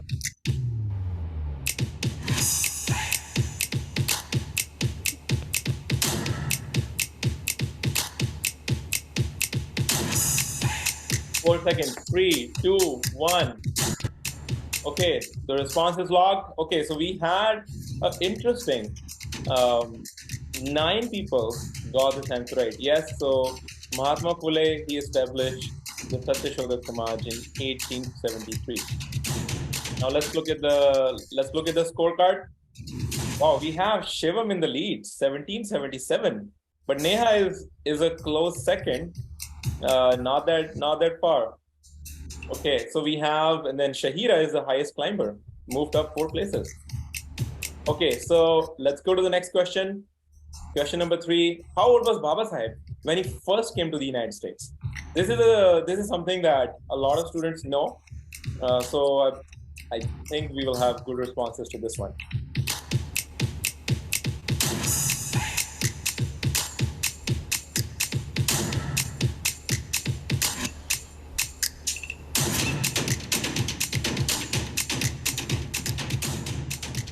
Okay, so we had 3 right responses and 11 incorrect responses. Yeah, Baba Saheb was just 22 years old when he came to the United States. So I want all of us to think about that for a minute. A young boy, all of 22, left his home, left his family all by himself. And those days, we did not have the internet. We did not have WhatsApp to make a video call to our family. We did not have phones. And somebody leaving his family all on his own. Today, when Indian students go abroad, whether they go to the United States, Canada, America, Australia, England, they have generally Indian students there to receive them, to help them, right? They get some level of assistance. But imagine in those days, just 22 years old, no family support, no internet, not knowing when he's going to be able to see his family next.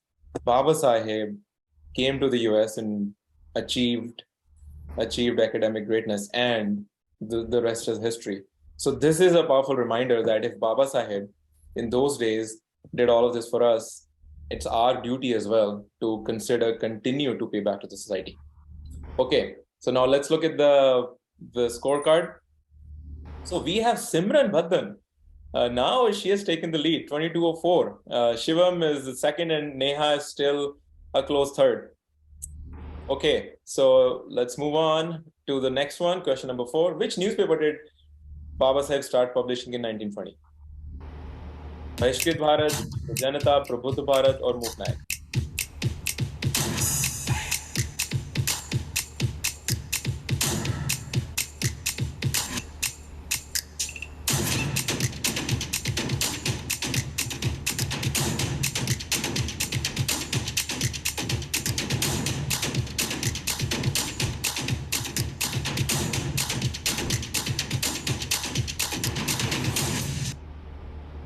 Okay, so nine people got this right, and there were 6 incorrect answers.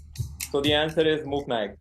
Baba Saheb published this newspaper. He started publishing this in 1920, and Muk Naik turned out to be a pivotal decision in our movement, in the history of oppressed castes and Baba Saheb's movement, and galvanize the people. This was a big turning point, because when people started reading and hearing from Baba Saheb directly, it was a game changer. Okay, now let's look at the score. Simran is still in the first position with 3,061 points. He has taken a big lead. We have Shubham, 2577. Then I believe Mr. Sid at 2504. Okay, so let's go to the next question. Question number 5. Where did Mahatma Phule start the first school for girls? Red for Mumbai, blue for Pune, yellow for Solapur, and green for Nashik.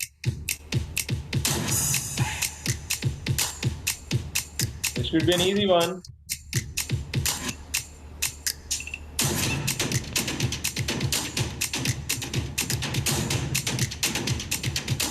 You got 11 right responses and 4 incorrect. This is good.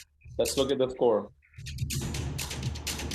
Simran is still in the lead, 39-19. Shubham is at 33-96. Okay, this is good. This is getting exciting. Shabarish, he climbed up 3 places. Okay, let's look at the next one. We still have a bunch of questions to go. Which college did Dr. B.R. Ambedkar pass his matriculation examination in? Elphinstone College, red. Blue is Sydenham College. Gray's Inn is yellow, and Wilson College is blue.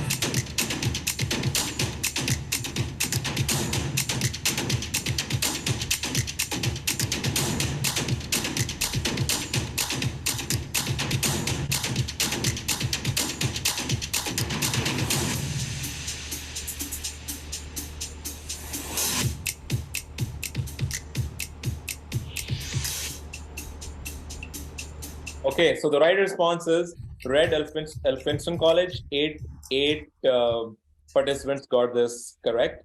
And then we had 8 incorrect responses as well. Let's look at the score. Simran is still going strong, 45-87. And then Mr. Sid has climbed up to the second spot, and 3 players have reached 3 correct answers. This is great. So this is getting interesting. Can Simran retain her position? Can she still be number 1 by the time we end this? Let's see. Question number 7. When did Mahar Satyagraha take place? March 20, 1927 is red. March 24, 1927 is blue. March 20, 1928 is yellow. And then March 22, 1928 is green.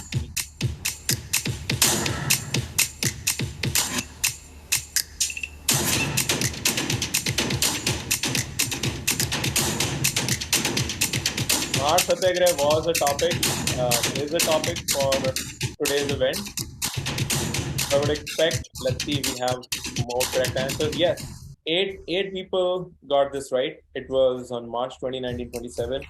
It truly was a seismic event in the Indian history, going back almost 5,000 years, ever since we had evidence of inscription and writing in an organized manner. From there on till 1927, March 20, not a recorded event like this had ever happened in our history, and it changed our lives for the better. And this is something that we all need to be aware of because it's a very special day for our community. Let's move on to the next question, or before that, let's look at the score.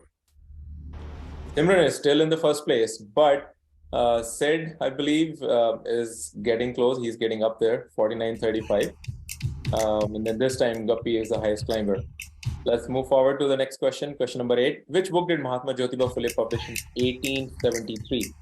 Red is Shetkaracharya Asud, blue is Gulamgiri, green is Ishara, and then yellow is Tritya Ratna. Shetkaracharya Asud, Gulamgiri, Ishara, and Tritya Ratna.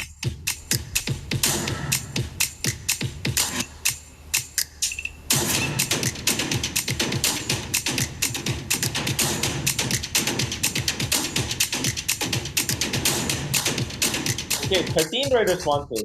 Gulamgiri, yes, Gulamgiri, the famous work of Mahatma Phule that changed the society at the time, and his thoughts, he was so articulate in Gulamgiri. He put some really forceful ideas and turned upside down the established social order. I hope if you have time, if you have read it, great. If you have not read the book, please take some time to read Gulamgiri. It is a phenomenal piece of work. Now, let's look at the scorecard again. Simran is still in the first position, 59.71. Then we have Mr. Sid at 57.84. Falling, it's close. It's not that big of a lead. Okay, so let's go to the next question. Question number 9. Which degree did Dr. Ambedkar receive from Gray's in London? Master of Science MSc red, Doctor of Science BSc blue, MA green, and yellow barrister at law.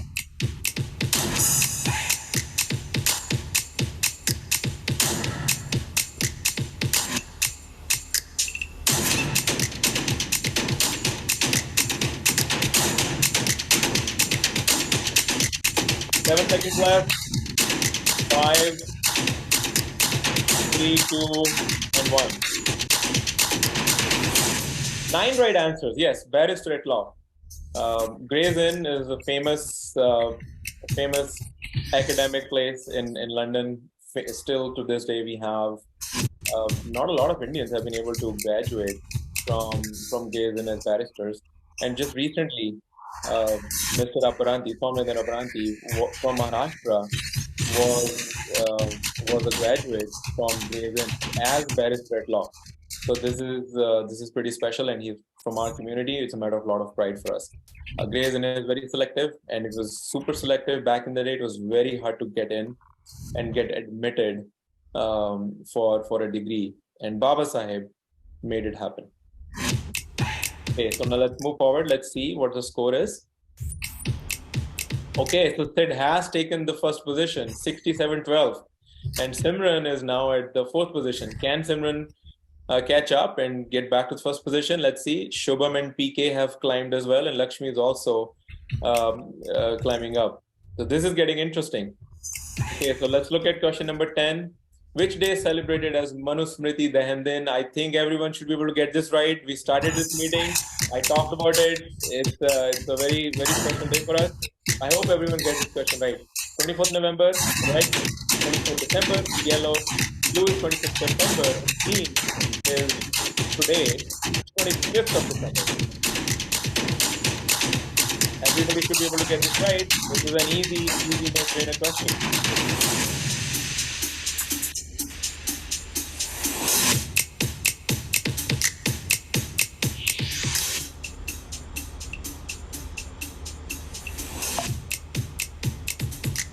Okay, so the right answer is yes, 25th December, and which is today. Manusmriti Dahan Din is today. This is a historic day for our community, along with Mart Satyagraha. The act of burning the Manusmriti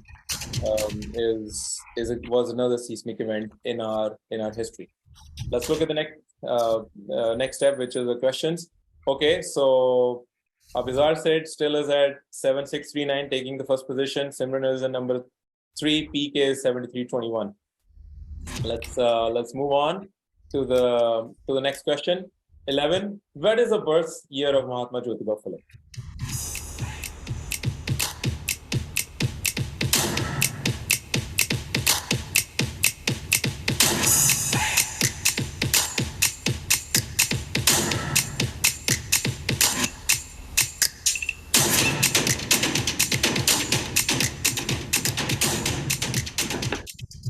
Okay, so the right answer is 1827, green. Let's look at the score. It is again the first position, 8158. Let's move on to the next question. Question number 12.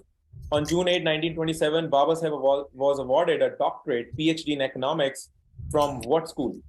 London School of Economics, Osmania, Gray's Inn, or University of Columbia?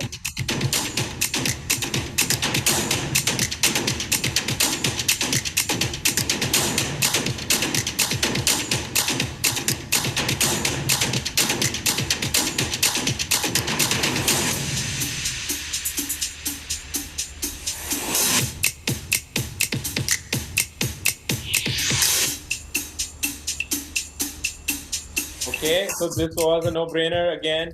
PhD in economics from the University of Columbia. Nine people got that right, and 6 incorrect responses. If you're in the US, if you're in Canada, if you ever get a chance to visit New York, please go to the University of Columbia campus. In the Barnard College Library, they have a statue of Dr. Ambedkar that you can go and visit. They did shut down the visit briefly during COVID, but I've heard that it is back on, and it's a matter of a lot of joy and pride. Every time I go to New York, I try to visit that place where Baba Saheb's statue is installed, because he went to Columbia. So let's move on to the next question. This is getting tighter. We have 12 questions on already. Let's look at the score. Sid is still in the first lead, almost 9100 points. Okay. Let's go on to the next one. Question number 13. On August 29, 1947, Dr. Ambedkar was appointed as what? Labor Minister, Law Minister, Irrigation Minister, or Chairman of the Constitution Drafting Committee?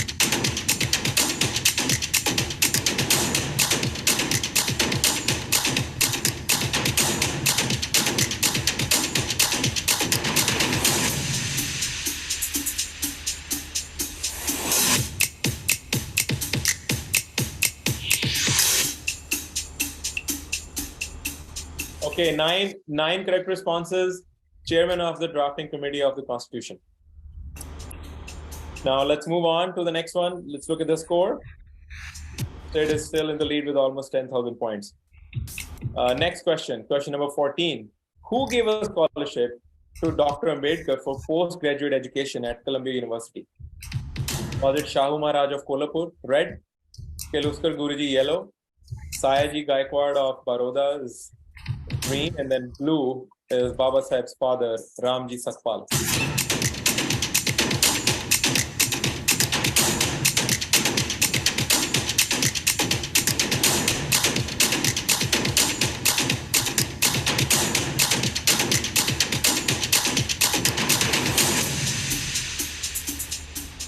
This is 7 people have gotten this response right.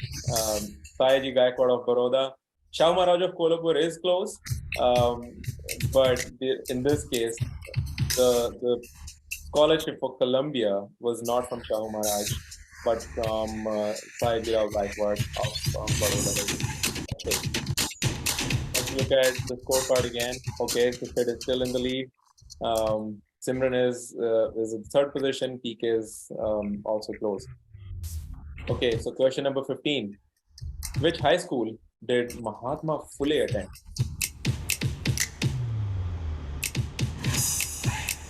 Princeton High School, Scottish Mission High School, Wilson High School, King Edward High School.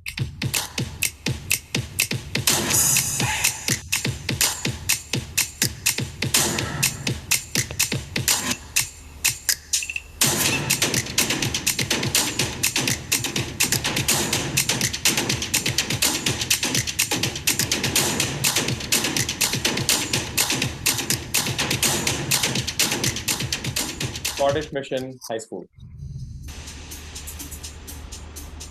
Okay, there's the scores. Moving on to the next one, question number 16. What day did Dr. Ambedkar convert to Buddhism in 1956? Very famously known as Dham Chakra Pravartan. This is a no-brainer. I hope everyone gets this right.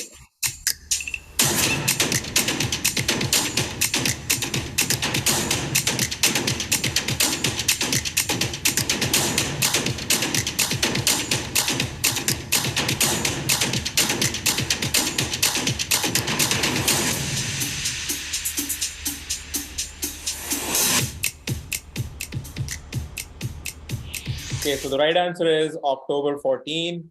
We had 5 incorrect responses. Team, as you know, October 14, 1956 is another event that changed the course of history, revived Buddhism in India.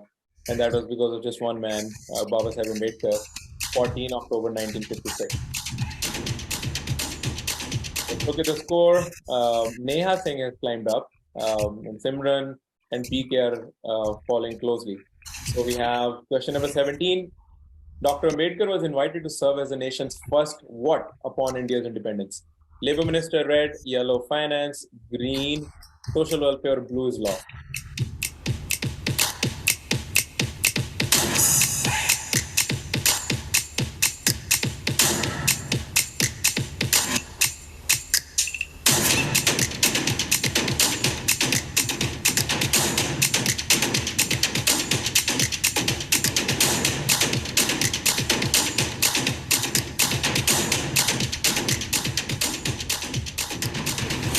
Okay, so 14 people got this right. There were still 2 incorrect responses. Yes, we all know he was the nation's, independent India's first law minister.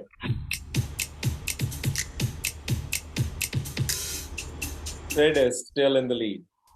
Now, we have just 3 questions left, everybody. Let's see if you can unseat Sid from the first position. How much scholarship had been awarded to Dr. Ambedkar for postgraduate education at Columbia University? This is a tricky one. Let's see who gets it right.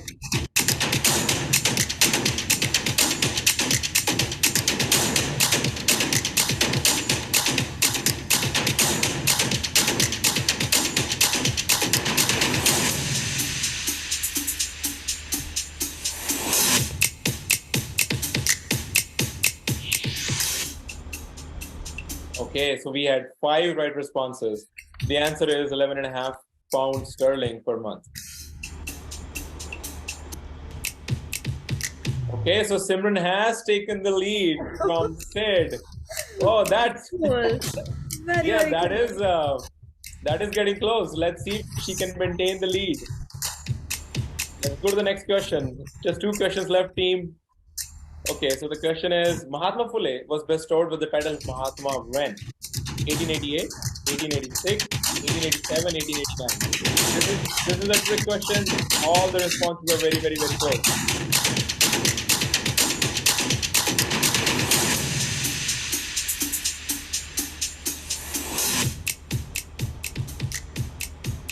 We had 4 right responses, and the answer is 1888. Let's see who got this right and who's in the lead. Okay, Simran is still in the lead and looks like she has extended her lead this time. So Final question, everyone. Please get ready and let's see if we have an interesting outcome here. Last question. Which key organization was founded by Baba Sahib in 1945?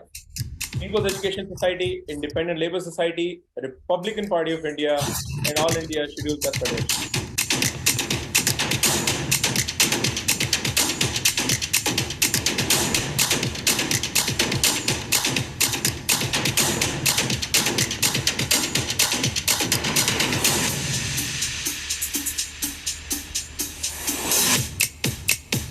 Seconds to go, and we have 2 right responses. People's Education Society. Let's see what is the final outcome. In the third position, we have PK. Round of applause. Then we have Sid, and then in the first position, Simran Badhan with 13,516 points.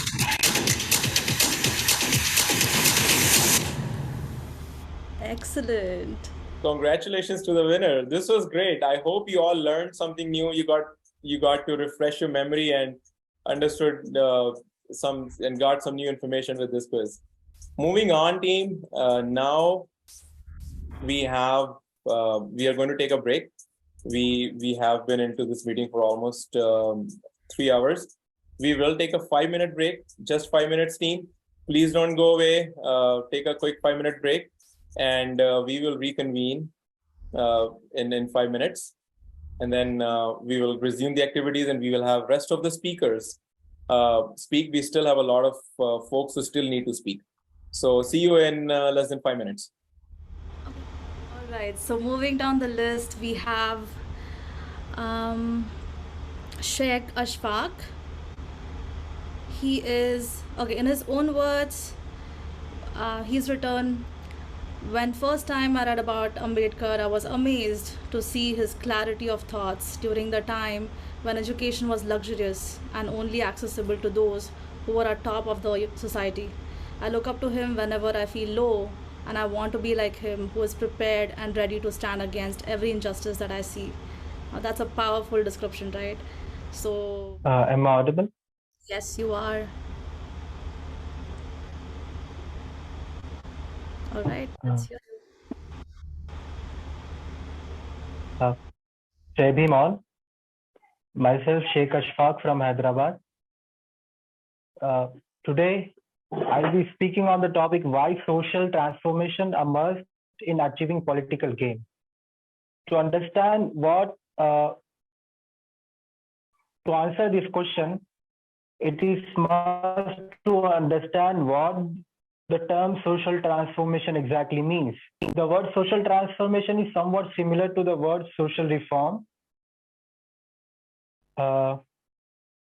which means a change, but the word transformation means a radical change. So why do we need social transformation in order to have a political gains? Social reform or social transformation is acknowledging the existing social evils or social problems within the society. Like at the time of Baba Sahib Ambedkar, and still that persists today, is caste system, child marriage, dowry system, prostitution, etc., etc. So to acknowledge this and to strive to eradicate these roots from the society, in order to create a society full of equality, discrimination, and create a coordination between the communities of different linguistic or ethnic groups. In his book Annihilation of Caste, Baba Sahib Ambedkar has spoken on this particular subject. He gives various examples or facts to explain or to prove conclusively that why social transformation is must in order to gain political benefits. So one of like he gives a case of Ireland, where within the Ireland country, there are people of Ulster group, ULSTR, and another one who are living in Southern Ireland. So these people, like the people of Southern Ireland who are in majority, ask the people of Ulster, like they says that the representative of the Southern Ireland says that ask any political safeguards you like and you shall have them. And do you know what the representative of Ulsterman replies? Damn your safeguards. We don't want to be ruled by you on many terms. What do you think? Why these people? Because they were aware of the social conditions of themselves and of the Southern Ireland people. They were divided as Catholics and Protestants, which Baba Sahib considered as a caste distinction between them. And this social difference stopped them to come within a single politics entity. And there are many examples, and one could be when the kingship of Roman Empire was abolished, and the power of kingship is divided into two ministry, like one is religious and another one is secular. So there were mainly two ethnic groups for living, plebeians and patricians. So the plebeians was in dominant position at both the ministry. But according to the Republic Constitution of the Rome, they must have equal representation in both the ministry by both the ethnic groups. So this is kind of similar of like communal award, which is elective representation of particular caste group or community in India, like reserving particular seats for election for particular community or group. So why there is a need of this?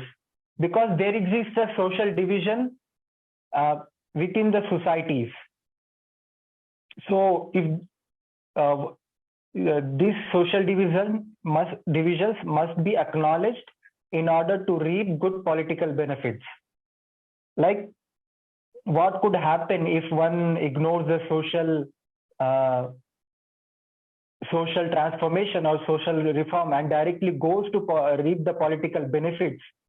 Like still we are facing like as some like in 2021 the caste atrocities has increased to 1.2%, and the Christian community has faced violence in 2021 more than 75% of 2020, and the persecution of Muslims and the discriminations against them is very visible, and they are also accused of committing land jihad, love jihad, economic jihad and whatnot. So I think personally, like, because we didn't went through a social revolution at that time, which Baba Sahib also said, so these elements of society which were rooted deep into the foundations of our Indian society are still prevalent despite of the 75 years of independence, despite of gaining political power from 75 years. So this, and the condition of our country is like the capitalists are controlling whole media, and they are creating narratives. Like if one person of particular religion or caste dies, they will highlight and show it like, and they will circulate it in a mass way. And one from a rural person, a rural person who belongs to the underprivileged caste or community is mostly ignored or unreported and not even discussed sometimes. So, and history witnesses that a social transformation, a social reform is must in order to gain political benefits. So one can take the example of Europe. Like Europe went through the socio-religious movement called Puritanism started by Luther, which helped them to liberate their political ideas and inform and form a good social base in order to progress. And same goes, and another example could be the socio-religious revolution of the Arabs. Like Arabs were in the condition, like they know no empire ruled on them. Like they were in middle of the deserts, and their social conditions was very miserable. So only one man, Prophet Muhammad sallallahu alaihi wasallam, has first socially, religiously changed them, and then he went on to establish a political entity or politics for that for the people of that land. So it is must to emancipate the mind and the soul of a person, of an individual, of a society for the political expansion of a people. Thank you very much. Very well said.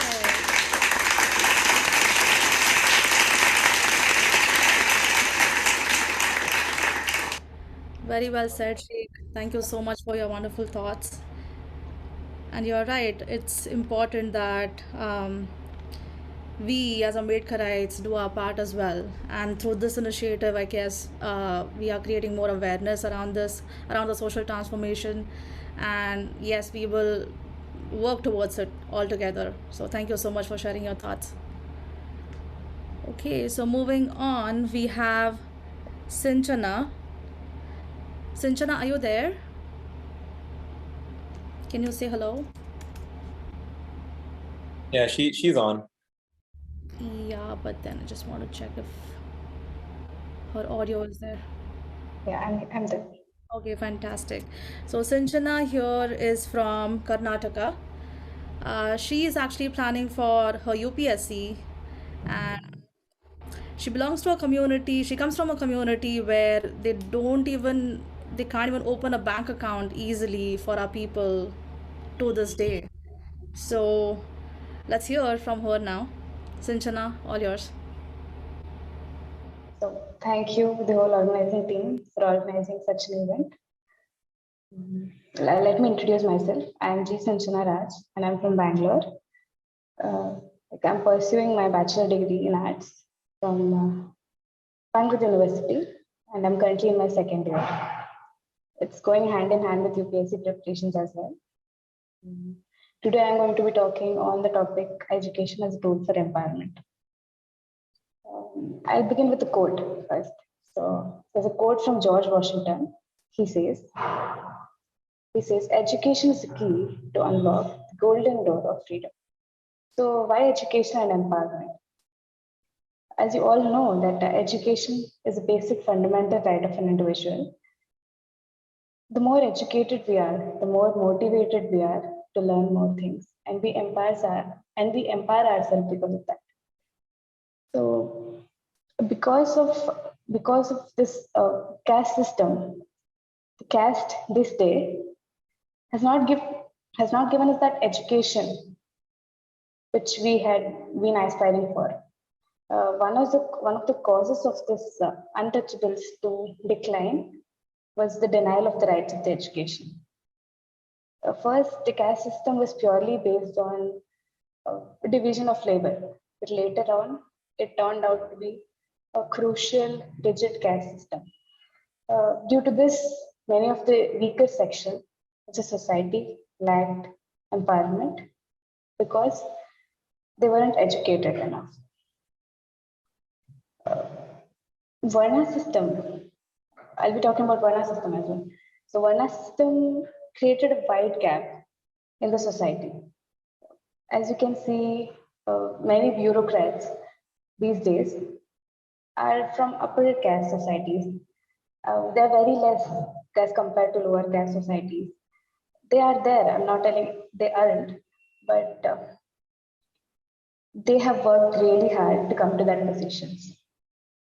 Baba Saheb Ambedkar has once said that education is the right weapon to cut the social slavery, and education is the one which enlightens the downtrodden masses to come up and gain social status, economic betterment, and political freedom.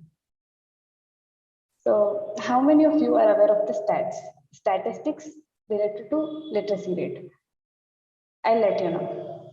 According to the EPW report, it says that 20 to 28% of literacy is seen in the lower caste system, at the age group of 6 to 14 years.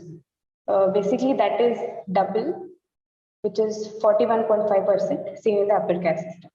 And according to various other reports, we can say that the untouchability is seen more in upper caste system or urban rural system as compared to rural. Why would I say education is more necessary? The education can be started from childhood age. As you can say, an example for Baba Saheb Ambedkar. He started his education at the childhood age. He was very deprived of basic education. He managed to go to school, completed his primary education, and for higher education, he went to various universities. He was funded by Sajirao Gaikwad III, Baroda King, and thanks to him that he is educated, he empowered himself, and he drafted the Constitution of India and became the voice of Dalits and untouchables. So here, Nobel Prize winner or Nobel laureate Malala Yousafzai says that she quotes that one pen, one book, one teacher, and one student can change the whole world. Let me quote you an example from my own life. I was born and brought up in Mysore. So I have seen an MBBS doctor over there. His name is Dr. Putsiddaya. So he educated himself, and he also educated the students, the children of bounded laborers, to whom he gave free education, free food, and he also gave them guidance, let them stay in his own house. And now most of his students have become graduates, completed their doctorates, engineers. So that made him a great personality. Government of Karnataka recognized his efforts and gave him Rajotsava Prashasti for his efforts for education. I can say that education is like fragrance. Wherever it spreads, it brings the feeling of empowerment. We have been suppressed for years. Just by educating one person in a family, the whole family feels empowered and the whole family feels protected. Education is a basic tool for empowerment. Educational empowerment, as we know, improves quality of life, opens up various economic opportunities, and makes way for better future. Dr. Baba Saheb Ambedkar, in his book Annihilation of Caste, he quotes that education makes man enlightened, makes him aware of his self-respect, and also helps him to lead a better life materially. He also says that education is what makes a person fearless, teaches him the lesson of unity, makes him aware of his rights, and inspires him to struggle for his rights. To become a socio-economically empowered, education is the only tool. Education empowers us to raise our voices and fight for our rights. I would say education plays an important role. Without education, we couldn't gain the required knowledge which helps us to gain empowerment. Every person should get educated so we can raise voice for the inequality of our community. Education is an important criteria for empowerment and plays a great important role in an individual's life. So, by this, I end my speech. Thank you. Thank you, Priyanka and Sandeep, for organizing this event. And this really brings out the empowerment in the students like us. That's fantastic.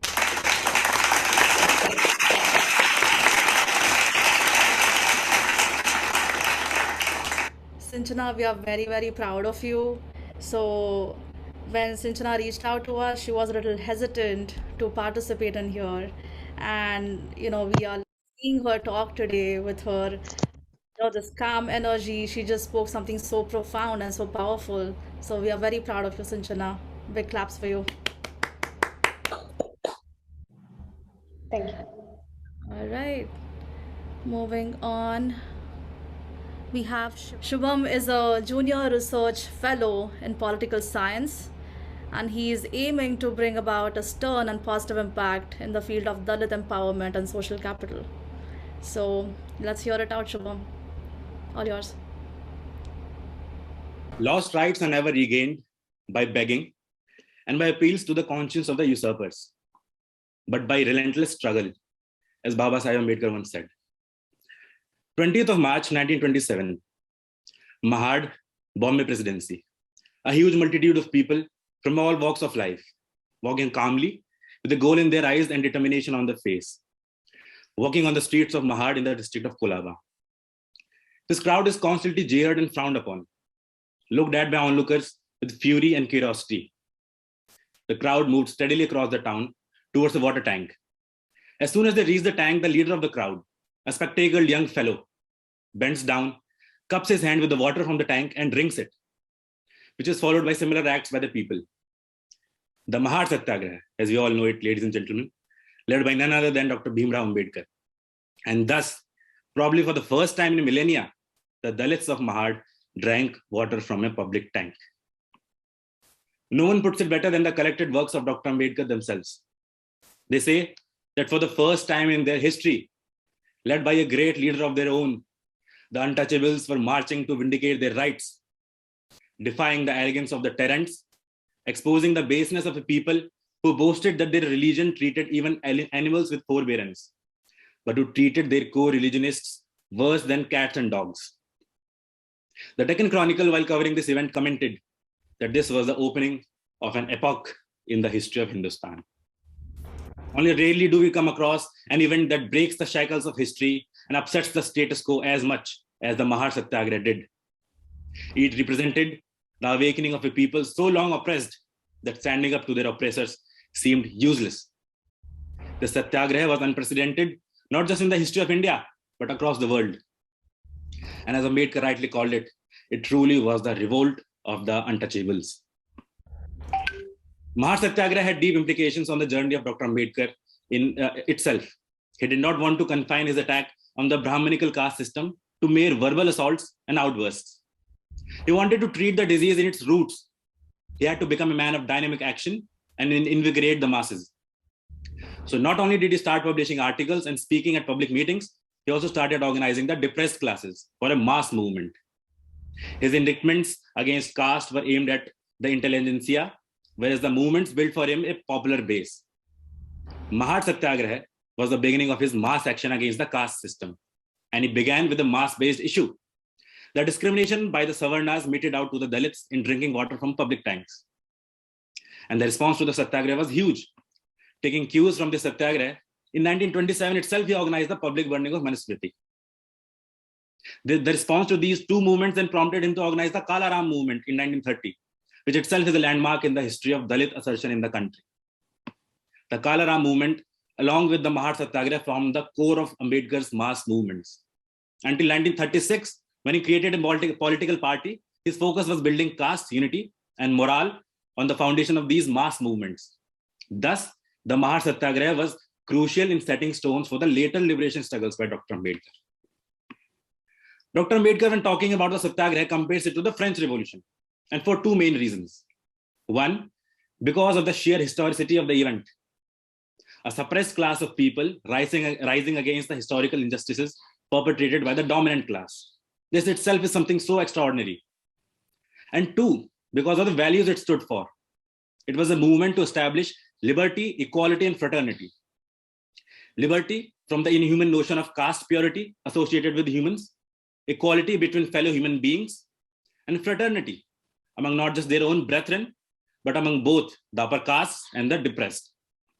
So the basic principle underlying the Mahar Satyagraha was its humanism. It's called for human dignity, to do away with the inhuman practice of caste and to reconstruct a new society based on the principles of liberty, equality, and fraternity. Mahar Satyagraha is not just seen as an assertion of the Dalits of the day, it is also seen as a landmark in the history of human rights, whether civil, political, or social. It was essentially an act of exercising a basic human right. As we all know, the 20th century was a time of great churning. The first few decades were particularly important. We saw the Indian national movement coming up. There was consolidation and organization of people across the country on various lines. There was the mobilization of Dalits as well, under different banners and associations. The Mahar Satyagraha and the organization of Dalits under Bahishkrit Hitkarni Sabha, if put in context, was a way to counter the organizational strength of the Savarnas. The idea was to create a network of connections, a sense of belongingness, or to create a social capital of their own, to build caste unity and trust and present a counter-revolution to the Savarna-dominated politics of the day, to carve out their own social, political, intellectual, and cultural space. Ambedkar was fairly successful in doing that. And in this way, it becomes the foundation of the Dalit struggle in modern India. It paved way for stalwarts like Kanshiram and the Dalit Panthers to carry on the struggle for Dalit liberation in independent India. The Satyagraha of Mahad was no small feat. It was an act of courage, an act of will, an act of defiance, an act of resistance against centuries and centuries of exploitation and subordination. Mahar Satyagraha stands before us as a reminder, not only to the acts of greatness that our great ancestor Dr. Ambedkar did, but to the power of unity, to the power of strength. A century has passed in the Satyagraha, but there are still places in this country where Dalits are barred from using public water resources. We've come a long way in the past century, but the fight against this demon of caste is far from over. We live in troubled times, and every day is a Satyagraha for the millions of Dalits in our country.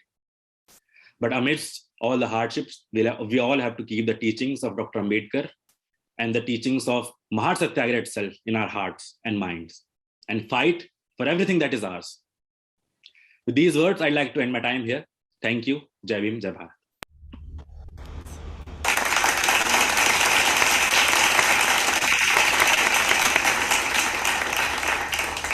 Shubham, that was amazing. It was blockbuster, Shubham. Oh, yeah. Blockbuster. Wow, you busted the charts, my friend. Great, great. I'm really, really thrilled. Very, very, very fierce and very thought-provoking. Rightly said, Pritam. Oh my God. Thank you. Yeah. Thank you for sharing your thoughts, Shivam. That was very powerful. Okay, so moving on, we have Anusiya. She is a social management student and also a member of Babsa Association in her college. She looks like she is a great fan of Baba Saheb Ambedkar's thoughts and ideas. So let's hear from Anusiya.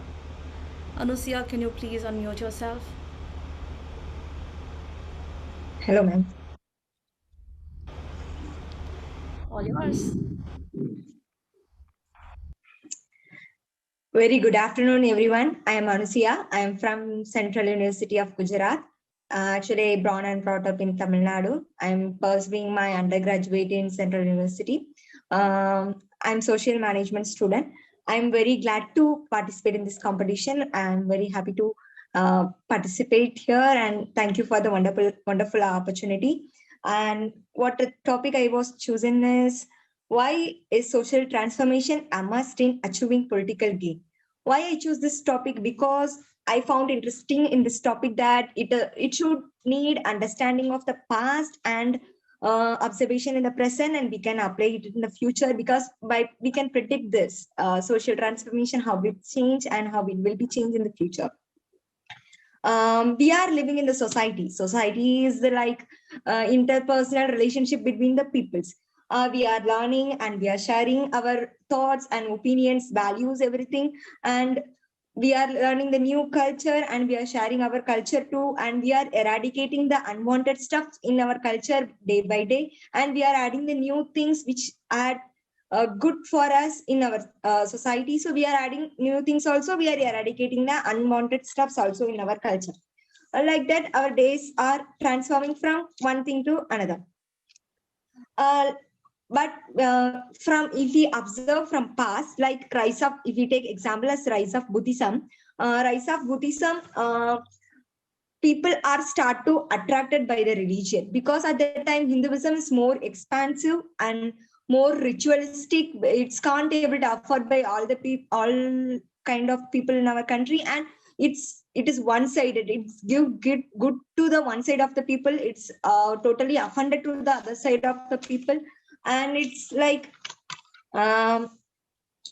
it's mostly one-sided and can't able to make one side of the people to afford it. So it's totally somewhat different. So people will start to attract by the Buddhism, and people start to follow it.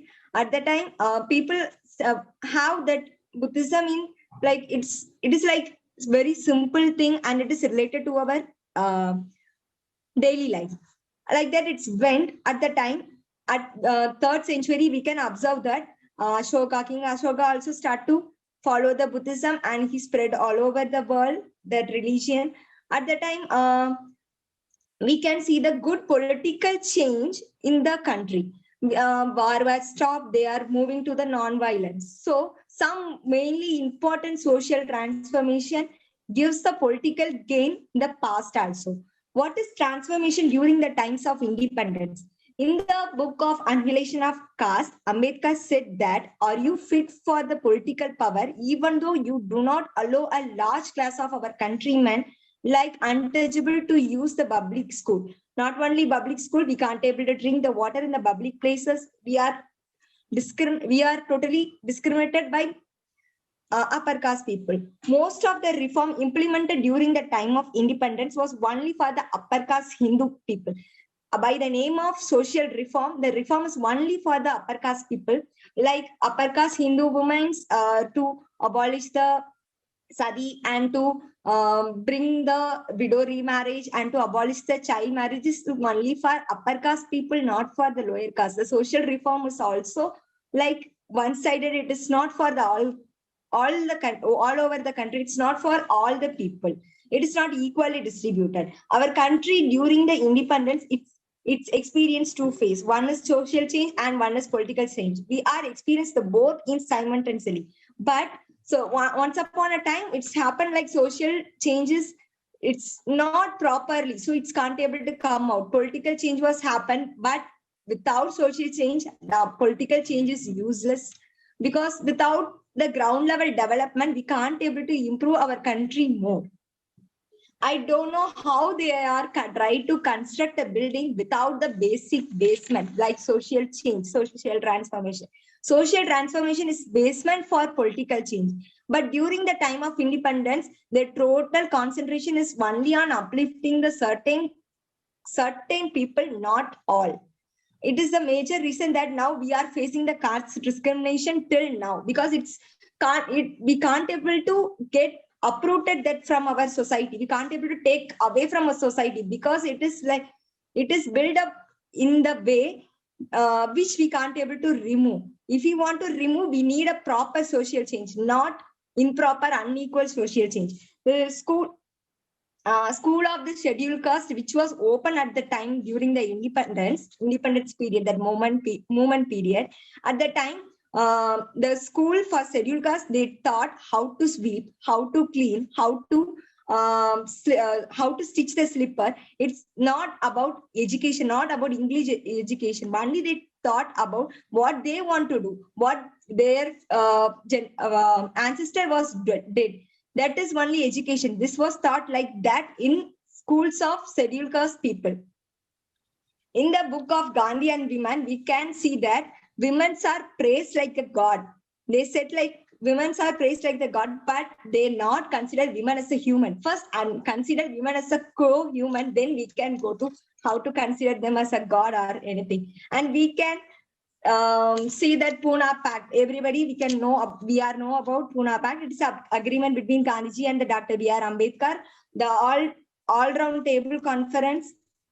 Ambedkar was stand behalf of the depressed class and asked to separate electorate for the depressed class people, but they are refused to give the allotment because they said that Hindus want to be united. It is separated the Hindu, but it is not like that. Hindus are, if they are united, the rights are not given for them equally, right? Then how it is possible to give the electorate equally? So without accepting the all the neutral corner of the society, how it is possible to bring the political change to our society? Social transformation in independence period, it is unequal, which is the major reason positive cause inequality in our country. Yeah, sure. Social transformation is must essential to achieve the political gain in our country. But social transformation should develop to improve the all levels of people in our country. Thank you for the wonderful opportunity. I conclude my speech in this. Thank you.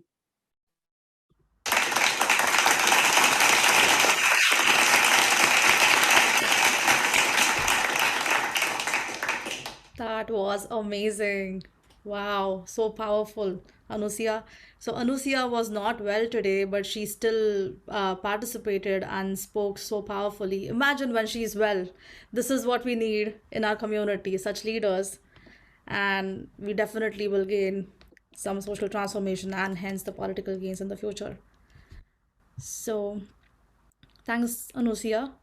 Moving on, we have Soshina Chakma. Soshina, are you there? Can you unmute yourself and see if your audio is working? Yes, am I audible? Yes, you are. Okay. So Soshina is from Arunachal Pradesh and she is doing her master's in social work. So let's hear from Soshina. Thank you so much. Good afternoon to all. JB. Initially, I would like to start from a famous quote said by Nelson Mandela. Education is the most powerful weapon which you can use to change the world. And I'm honored to be part of the public speaking speaker. I'm Soshina Chakma from Arunachal Pradesh. Today, I'm going to deliver my speech about how education as a tool for empowerment. First of all, we need to understand what is education. Education is that tool which makes people enlightened, make them aware of their self-respect, and help them to lead a better life. Education is the only process by which make men fearless, teach unity, and make understand their birthrights, and teach a man to struggle and fight for the freedom. Education is the key to eliminating gender inequality, to reducing poverty, to creating a sustainable society. And Dr. B.R. Ambedkar, who was a great scholar and eminent educationist, and simultaneously notably regarded as the architect father of the Indian constitutions, he said that he compared education with the milk of tigress, and adds that one who will drink it won't sit calm. So we all know that he compared the educations with the tigress because milk of tigress. If we take the good educations, we get awareness and the ability to what surrounding us, what's going on, and we can judge what is good and what is wrong, and we can able to take decisions individually. And also Dr. B. Ambedkar said in his constitutions, if has given in Article 45 in the directive principle of state, policy that the state shall endeavor to provide within a period of 10 years from the commencement of this constitution for free and compulsory education for all children until they complete the age of 14 years. If we want to develop the society, then we need to spread out the education. Education eradicate the bias of people, which result on the minimize the exploitation, domination of those people who try to take the benefits of the illiterate people. If the people get knowledge through education, then they can face the problem created by dominator. The most powerful thing is given by education is create self-confidence among us, which is considered as the first stage of development. And today we are here. It's because of the education and this confidence we got from education. And Dr. B.R. Ambedkar said on 5 October 1927 in his speech, they say, be educated, be organized, and be agitated. Education is the powerful weapon of creation of mental and educational development to cut the social slavery, and it is the education which will enlighten the downtrodden masses to come up and gain social status, economic betterment, and political freedom. Education is something which ought to be brought within the reach of everyone. And education is not only the birthright of every human being, but also a weapon of social change. Empower means moving from enforced powerlessness to a position of power. Education is an essential means of empowering people with the knowledge, skill, and self-confidence necessary to fully participate in the development process. Education is that tool which provides us skill, knowledge, and make us strong socially, politically, and economically. It helps us to understand what is wrong and what is right. Education is the process in which an individual freely develops himself according to his nature in a free and uncontrolled environment. If I tell my experience, when I was 18, I even don't know about the Dr. B.R. Ambedkar. Through the education, I got to know about Dr. B.R. Ambedkar, what he did. And actually, when this is the great tool which empower me to get a higher education. And now I'm standing in front, I'm giving speech in front of you. It's the power of the education which provide me, which increase me my confidence to speak out in the public. And the conclusions, I would like to say that I think education is the one that always gives opportunity next after next. It is a great nature that everything is changed, but questions should be there that what changes? Which changes are where it change lead to? Education is the one which changes the people always in positive response. If we take the educations, the great example of Dr. B.R. Ambedkar and Jyotiba Phule, and they always emphasize on education.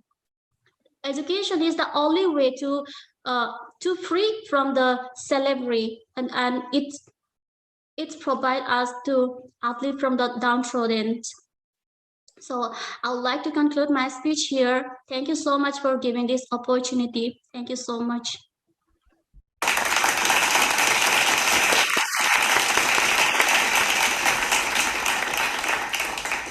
Thank you so much, Soshina, for sharing your personal story. Really inspiring, and I'm sure you're inspiring many others around you as well with your this hunger for education and hunger for higher education as well. Thank you so much. All right, so moving on, we have Shivani Narwal. Shivani is, she says, I'm a woman studying so far because of Baba Sahib. He's my life savior, supporter, inspiration, idol. So let's hear from Shivani. Hello, I'm audible. Yes, you are. Okay. Jai Bhim, Jai Bharat. I'm Shivani Narwal. I hail from Hisar, Haryana, and currently living in Chandigarh. I'm working on the post of Joint Secretary in Ambedkar Student Association, Punjab University, Chandigarh. Today, my topic of speech is Mahat Satyagraha of 1927, a seismic effect in Indian history. Mahat Satyagraha. Today, if we are capable of buying 20 to 200 rupees water bottle, then do remember, every single sip of water is borrowed from Baba Sahib. Mahat Satyagraha, first battle of Dalit liberation, which was led by Dr. B.R. Ambedkar on 20th March 1927. When Bombay Legislative Council passed resolution moved by S.K. Bole, who was its member, that allowed entry of depressed class to government institution to use all public water places, then so-called Hindu community opposed it. To support the decision, Sundarnath Tipnis, who was the president of Mahat municipality, had invited Baba Sahib to proceed to Chavda tank of Mahat of Raigad district in Maharashtra. Birds, cows, dogs, or animals, all can use the tank, but not the depressed class. Then Baba Sahib led thousands of Dalits to Chavda tank and he addressed them and cautioned him, why do we came here? We came here to get the right to drink water? No, we are here to announce that we also have right to live. By drinking this water, we will not be immortal, but it will establish that we are also human beings. He asked Dalit women to abandon all tradition of draping sari halfway. All the Dalit women must cover their legs down to ankles like so-called Hindu community women. When Baba Sahib stepped down and touched water, that moment would change everything. That very moment that changed everything. It was revolution through water. After 2 years, in retaliation, a rumor was spread that depressed class were planning to enter to Vireshwar temple. For such bravery, it was intolerable for so-called Hindu community that they started beaten up with bamboo sticks. Not only this, the limit is crossed when they carried out purification ritual to undo the pollution caused by the act of depressed class. To purify the tank, 108 pots containing the mixture of cow dung and cow urine were emptied into the tank, while Brahmins recited mantras. When second conference couldn't reach out due to police denial due to various reasons, Baba Sahib finally went to Bombay High Court, and after 10 years, on 17 December 1936, finally we won. Untouchables get right to drink water. Bhalla newspaper reported a warning to the press class. If you don't end ways to enter, then we will teach you a lesson. Baba Sahib then publicly burned the copies of Manusmriti on 25 December 1927. In the laws of Manusmriti, it is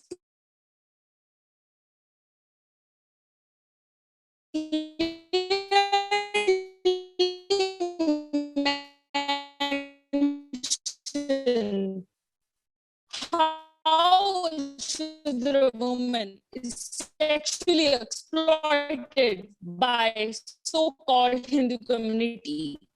Evil practices like sati or child marriages were encouraged. After burning, this day is also remembered as Sri Mukti Divas. So, what's the relevance of Mahat Satyagraha in today's world? The government had made provisions or acts such as Untouchability Offences Act of 1955, National Atrocities Act, and we have Article 17. A Dalit boy was killed by his own teacher in a private CPCR, a National Commission for Protection. They took strict action on it, and police have arrested the teacher. Again, in 2017, Indian Express report said 67 students of government schools skipped their midday meal food because cooked was food by cooked by Dalit women.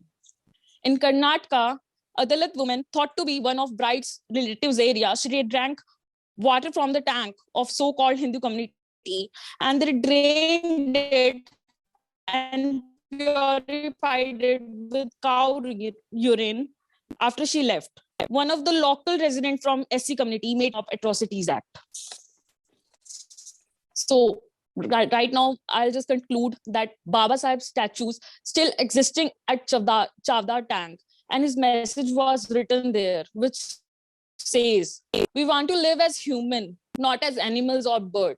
Thank you so much, Sandeep, Priyanka, for letting me speak on this occasionally historical seismic event that is Manu Smriti Dahan Divas or Stree Mukti Divas. Jai Bhim, Jai Bharat. Thank you, everyone.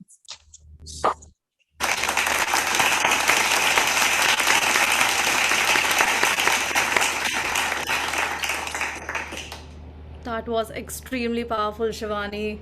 You have that power, you have that fire in your belly. We can totally feel it. I had goosebumps when you were talking.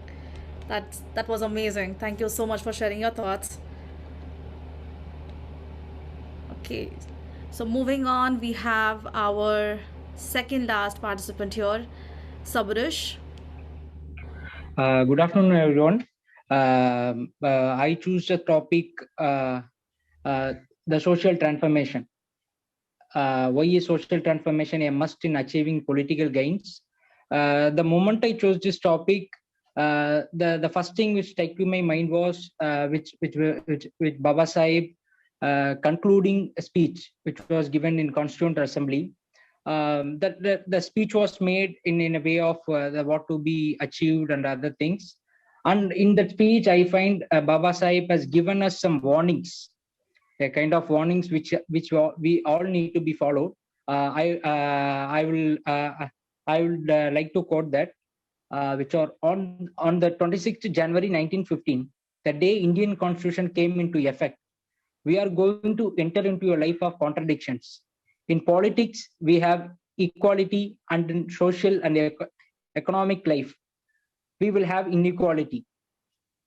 So this is a speech which he has given, and he says the three warnings that are which need to be achieved, that are liberty, equality, and fraternity. So when we see what are the liberty and equality and fraternity, which he says which need to be achieved, or even he has written that in our preamble of our constitution also, that is liberty of thoughts, expressions, belief, faith, and worship, and equality of status and opportunity, and to promote among them all. And the fraternity means fraternity which assures the dignity of the individual and the unity of the nation. So this is a thing which Baba Sahib's final speech and the warning which he has given us. So now coming to the point, and now we are living in the pace of an Amrit Kal. Narendra Modi has mentioned this space as our Prime Minister has mentioned this space as an Amrit Kal. So at this space, when we look into what Baba Sahib speaks, we are still lacking the liberty, equality, and fraternity. So what is that, and how to be achieved? That is the one book which most inspired me was The Path to Salvation, written by Baba Sahib Ambedkar. In that book, Baba Sahib says us to he has mentioned many things, and he has discussed it, and he has created a long dialogue in that book. In that he is making us a path through liberation. So at the ending statement of the book, he also invites every Bahujans and the Dalits of the nation to embrace Buddhism, and he also embraced this. So I think Baba Sahib's the thing which Baba Sahib says, which lack in this nation, that all liberty, equality, and fraternity, which can be achieved by embracing the Buddhism. But we lack this. So if If we follow the path of Baba Sahib, we will gain this, which we are still lacking in this nation. After the independence of the 75th independence, we are still lacking this. And now I would like to conclude my speech by quoting Maniavar Kanchirams, who is a successor of Baba Sahib Ambedkar. A community that doesn't have representation in the political power, that community is considered as dead. We do not want social justice. We want social change. Therefore, we want a complete social change. So this is it. If we follow what Baba Sahib and his successor Kanchiram has said, we can attain this liberty, equality, and fraternity. Yeah. With this, I'm ending this. Thank you, and thank you for the organizers for giving me this opportunity, and thank you everyone.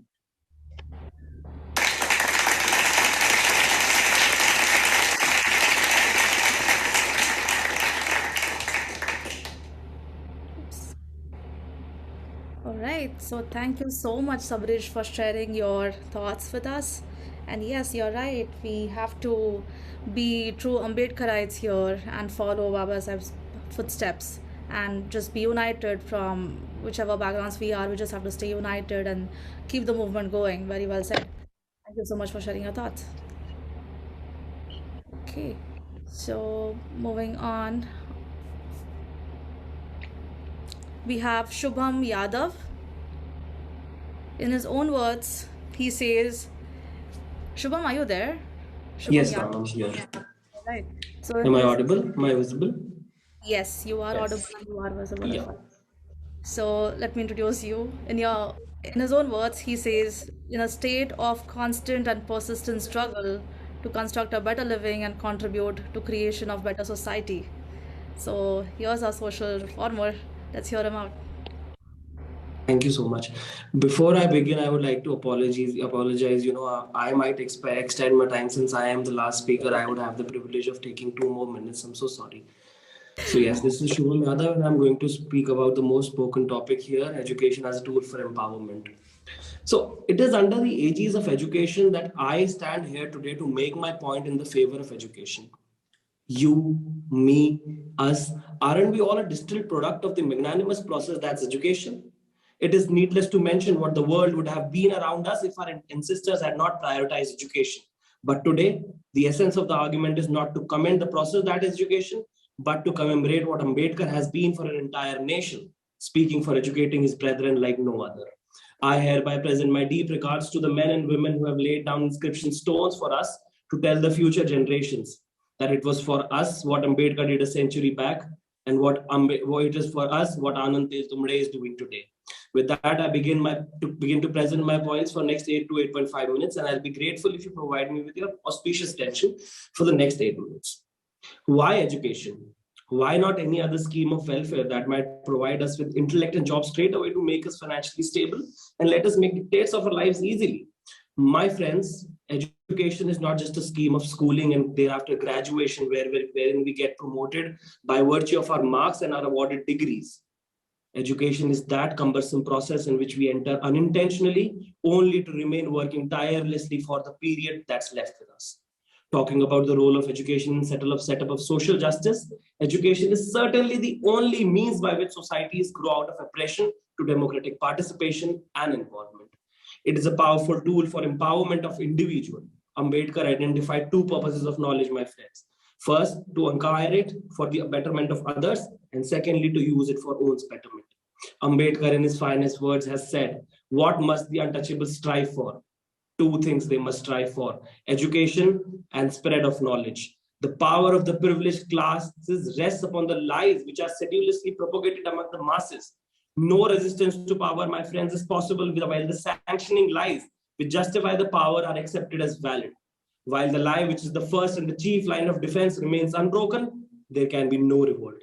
Before any injustice, any abuse or oppression can be resisted, the lie upon which it is founded must be unmasked, must be clearly recognized for what it is.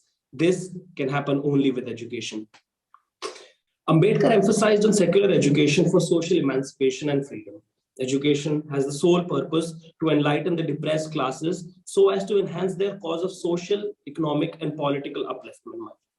The social and ethical philosophy of Ambedkar aimed at making the depressed classes people aware to change their thoughts and old behavior patterns and to move forward in the direction of unity and freedom through education. The basic theme of his philosophy of education was to inculcate the values of liberty, equality, fraternity, justice, and moral character among the boys and girls of all religion, region, class, and caste. Ambedkar, while addressing the second All India Depressed Classes Women's Conference in 1942, showed us education is not just meant to entail us towards machine learning and create better workers, but also woke citizens who know that the turn of the century is beginning of their era and nobody can take it away from them. Baba Sahib in strong words called out, I shall tell you a few things which I think you should bear in mind. Learn to be clean, keep free from all vices, give education to your children, instill ambition in them, inculcate on their minds that they are destined to be great, remove from them all inferiority complexes, because at the end it is us who captivate our imagination and prowess. Otherwise, I can't think of a single reason stopping us from becoming Ambedkar, Savitri Mai and like. In Tamil Nadu, my friends, a refreshed debate has taken the place of natural discourse, wherein Dalits have shifted to mechanical cleaning of sewer tanks, leaving the inhumane practice of manual scavenging, which has been a menace for over centuries and not only leads to casualties, but also breaks the backbone of our community. Upon this issue, my friends, two sections primarily present their views. One section takes this as a positive step towards emancipation, since the living standards of Dalits will probably increase once this gets government support. However, the other side projects its deep-rooted anger against the development, calling it anti-Ambedkarite, since Ambedkar advised Dalits to leave up menial jobs and lead themselves to educated lives. This debate could flourish much and annihilated the moment they realized the need of projecting a united front to the Savarnas, as we cannot be seen divided. However, I personally feel the debate was the need of the hour, not because of the argument it would have settled, but because it would have sent a strong message to worldwide that this is 21st century, wherein the discourses will not just be set up by the Savarnas. It is time we stand up and create subaltern discourses and let the Savarnas be a part of the discourses taking up sides, rather than posing a united front against us in every discourse we intend to create. And this realization, my friends, is the contemplation of education. We do not intend to create hate mongers or learned savages, but only those who not only participate, but also create concern for debates. Manual scavenging is not a Dalit menace, but a social menace. Therefore, the discourse is also social, not Dalit. When we talk about education, my friends, it becomes necessary to portray our attempt to modify and amend the present curriculum of education. Education cannot be just linked to a formal process of teaching and learning, but is to be enhanced to include a variety of other transactions. For instance, the public speaking initiative we are taking part in right now. Formal education in our times has turned out to be unsustainable and inequitable due to the overemphasis on British model of learning, which Ambedkar was practically against. The time requires us not only to move towards education, but also update our procedures and methodologies, which we call education. Let us stop vilifying everybody who does not end up in our course books and attempt to inquire into the lives of great women and men who couldn't get the coverage as Gandhi and Nehru did. I conduct lectures upon constitutional literacy, wherein I specifically command my students to read books and attend courses other than formally allotted curriculum. Because in the end, we all know Kashi Ram never found a mention in any of our NCERT's book, but most of the British viceroys did.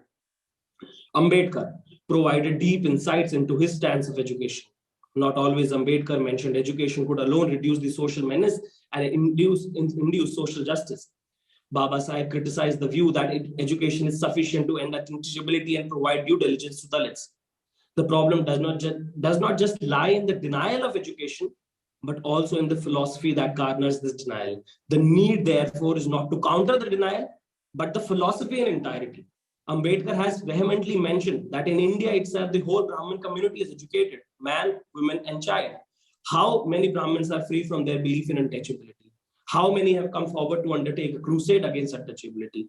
How many are prepared to stand by the side of untouchability in their fight against injustice? In short, how many are prepared to take the cause of untouchables, their own cause? The number will be appallingly small. Therefore, the end does not lie in educating ourselves, but then moving on to amend what is being educated. Simon de Beauvoir, my friends, one of the greatest feminists of all times, has speculated the role of lack of personal symbolism in the history in creating broken women. For instance, let's take a case where a woman wishes to be a quantum physicist. The ideal is a man, most probably Albert Einstein. The symbol is man. Therefore, the entire narrative is fractured. Up until Ambedkar, Phule, and Peria, tell me one name mentioned in a textbook that provide us not only motivation, but also personal connect. Someone who from amongst us has reached the heights unscalable. This is, my friends, education in real sense. Let us not just educate ourselves, but also make ourselves virtuous enough to create education systems for generations to come.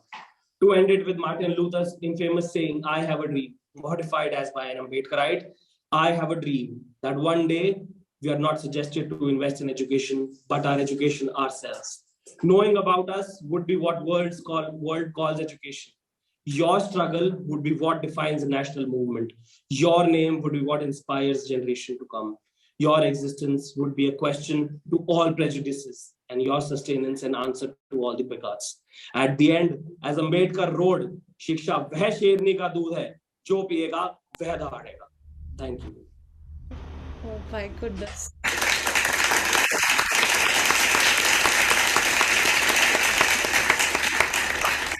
That was fabulous.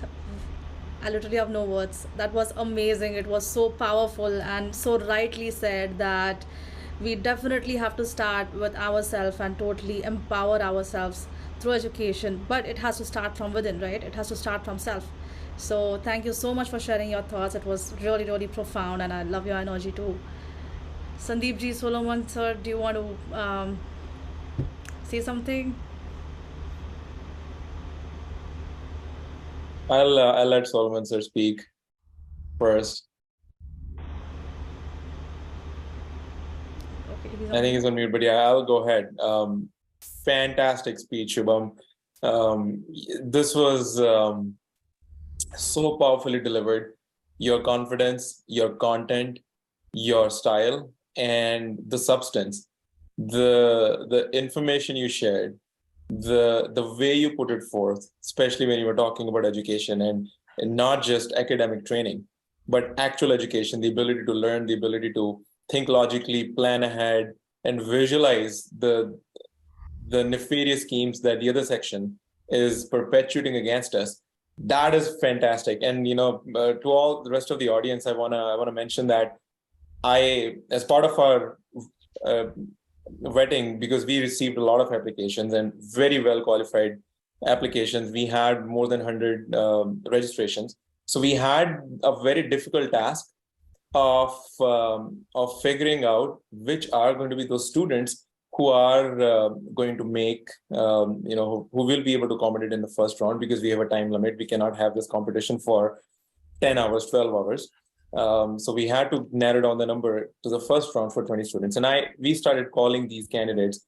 And when I spoke with Shubham, it was a very insightful conversation. I left the conversation just amazed. And I remember thinking, wow, what a powerful constitutional scholar, what a powerful thinker, and not somebody who's just looking at academic books and what is fed from those books, but he's actually analyzing it, doing a critical analysis, and he has plans to solve the problems that he just addressed in the speech. So he is already paying back to the society, and I'm very happy that we have student leaders like you and many others who spoke before you today joining us. We already have our goal, our objective half achieved when we are interacting with such incredible leaders like you. We are learning so much. Thank you. Absolutely. Thank you for seriously, this is a great learning experience for all of us. Thank you everyone for sharing your thoughts. I see Solomon sir just came on out mute. Solomon sir, you have something to add? On this last speech or overall thing? And Shubham's? Yeah. Yeah, Shubham, this is phenomenal, I should say, my friend. It's amazing. See, I can see at a young age you have that kind of a spirit to pour out your spirit and with those choicest words and phrases, and this the beautiful laces of words, amazing stuff.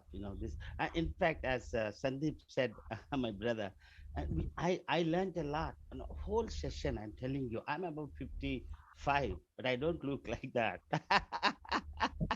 But it's a kind of a real learning for me. It's totally mind blowing. I'm really, really thrilled that I spent the last 4 hours, such an amazing hours in my whole life. Thank you for this opportunity. And Shubham, we will be rocking. You will be rocking, and we will be rocking, and I'm sure we will be changing our societies, our communities, Sinchana, needing our support and guidance. Thank you very much. Have a great. You will All be a right. rock. Thank you, Solomon sir. Okay, so I think we have reached to we're almost towards the end of our event today. We have had really, really amazing, Yeah, powerful, fiery speakers truly today. amazing. Yeah, it was fantastic. It was a great learning experience. I personally got to learn a lot from you guys. So thank you so much for sharing. We are going to take a quick 5 minute break right now, and then we will be announcing the winners. Well, everyone is a winner here, so but we will still Yeah. be announcing something. So see you in 5 minutes, guys. See you in 5 minutes. Okay, I think we are ready now. Sandeep ji, can I please share my screen?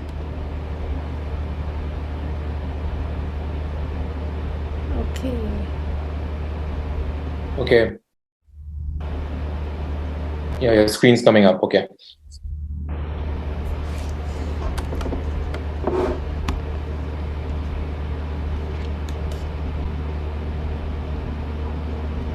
Okay, can you see my screen now?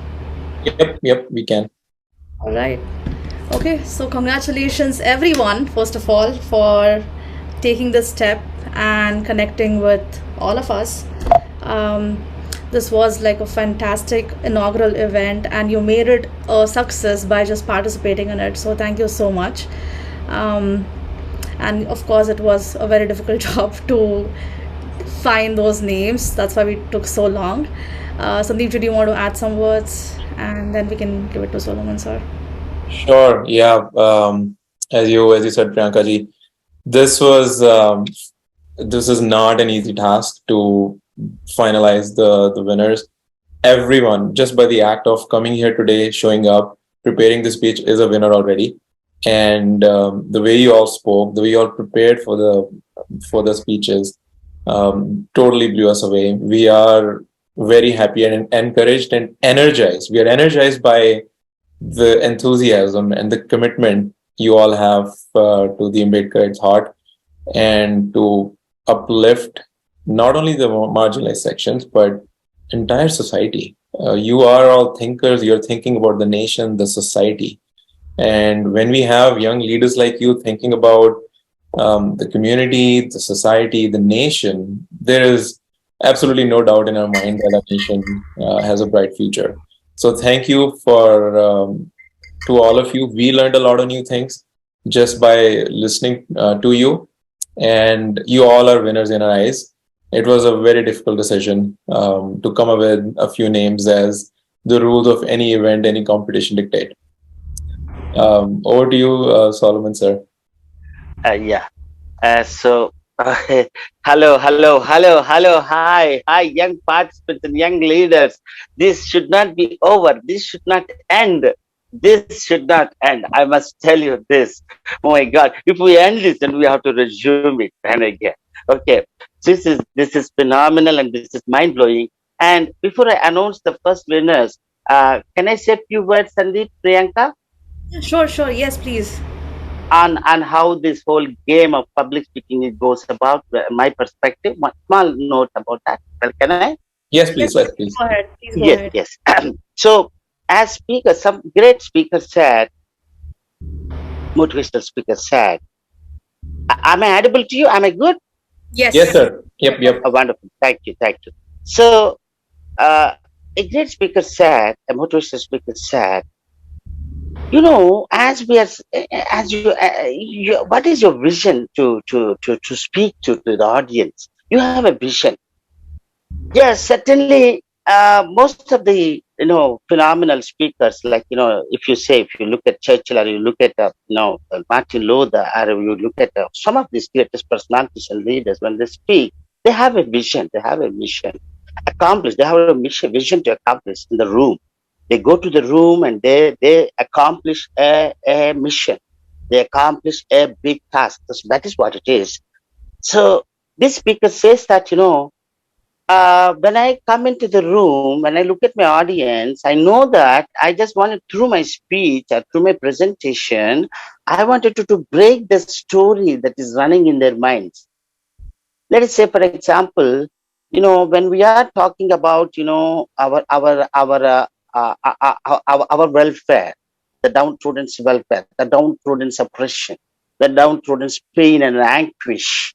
We wanted to put it to this one. So actually, the other way around, what is that story that is these audience are running in their minds? So the speaker says that you have to break that story in the audience mind.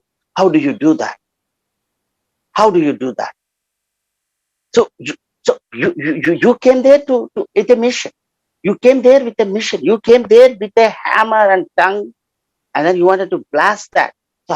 So once you are done, you have to leave an impression. You have to leave this one. So the speaker says that you have to break the story that is running in the minds of the audience. Your audience are there with a story, with convictions, certain notions, being given to them, or they have had their own experiences. That's most of them are not their own experiences. They don't know the real stories that are going around, because we are all run by those notions which are passed on by families, from societies, from neighbors, from the streets across, the places we throng and places we inhabit, and all that. And then our mind is fully loaded with that, and that is exactly what this audience are about. So your job and my job as a speaker is to break the story. How do you do that? That is the biggest challenge for the speaker, to accomplish the task which he has come. So I just want to give you 3 points. This is a big kind of a science by itself, not anything that we cannot master it, or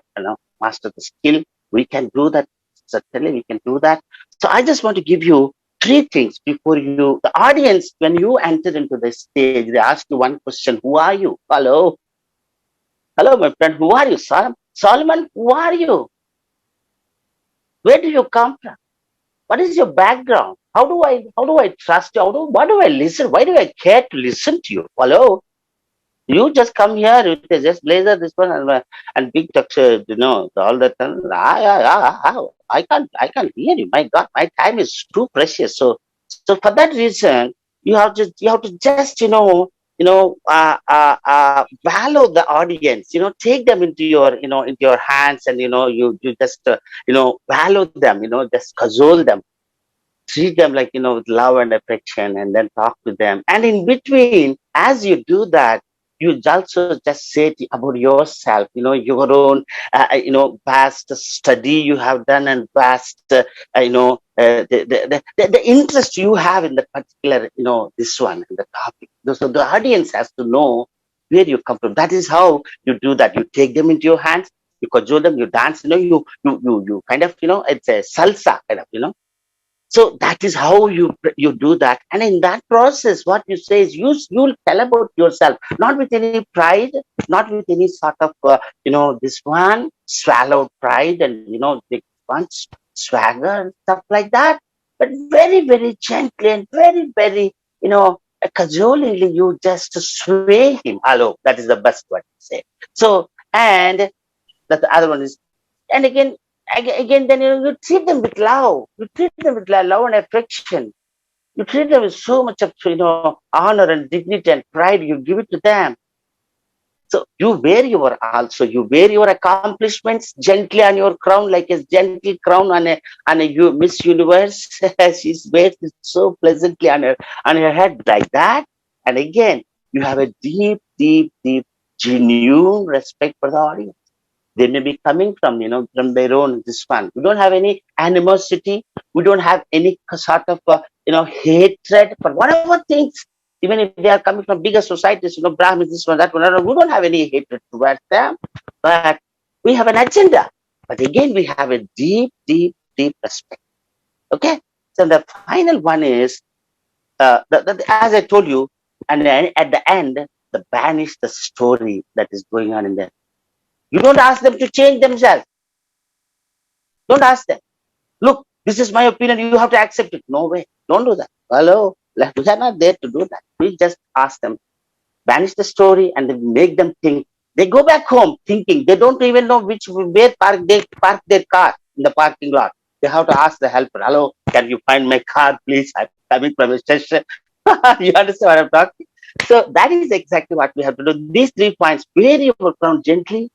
Don't feel proud. Don't present yourself everything what you got there. Treat your audience with respect and dignity, because they are also humans. They're coming from a different perspective. That's all. We don't have any animosity, hatred, or any sort of disrespect towards them for whatever notions or perspectives they carry with them. That is their, upbringing, and that is where from the backgrounds and environments they came from. We have a deep respect for their perspective. However, whether they're genuine or contrived, whatever. So again, the other one is banish the story.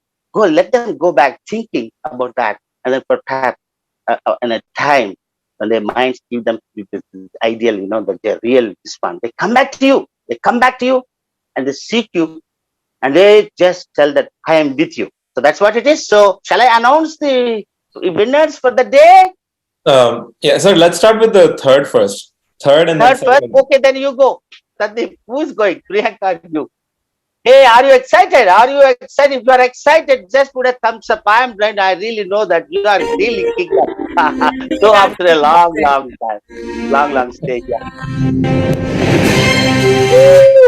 Somebody say, make some noise. Ooh, if you are excited, make some noise. Okay, so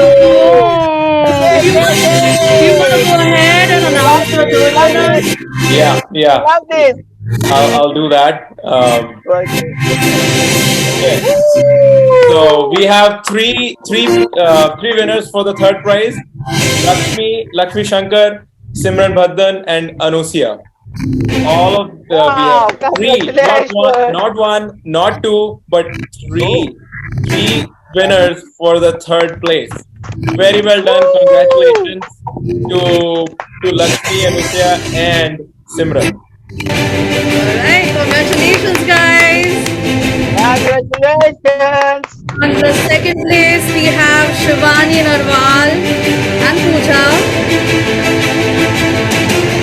Helunde. Congratulations, guys. Congratulations. Woo! Make some noise for the Now it's your turn to do the first prize. Let's go. 3, 2, 1. Yeah. Woo! I won't announce the first prize for with this sort of small applause. Come on, give them a big round of applause, and I'll announce. I am really thrilled and kicked for these 2 guys.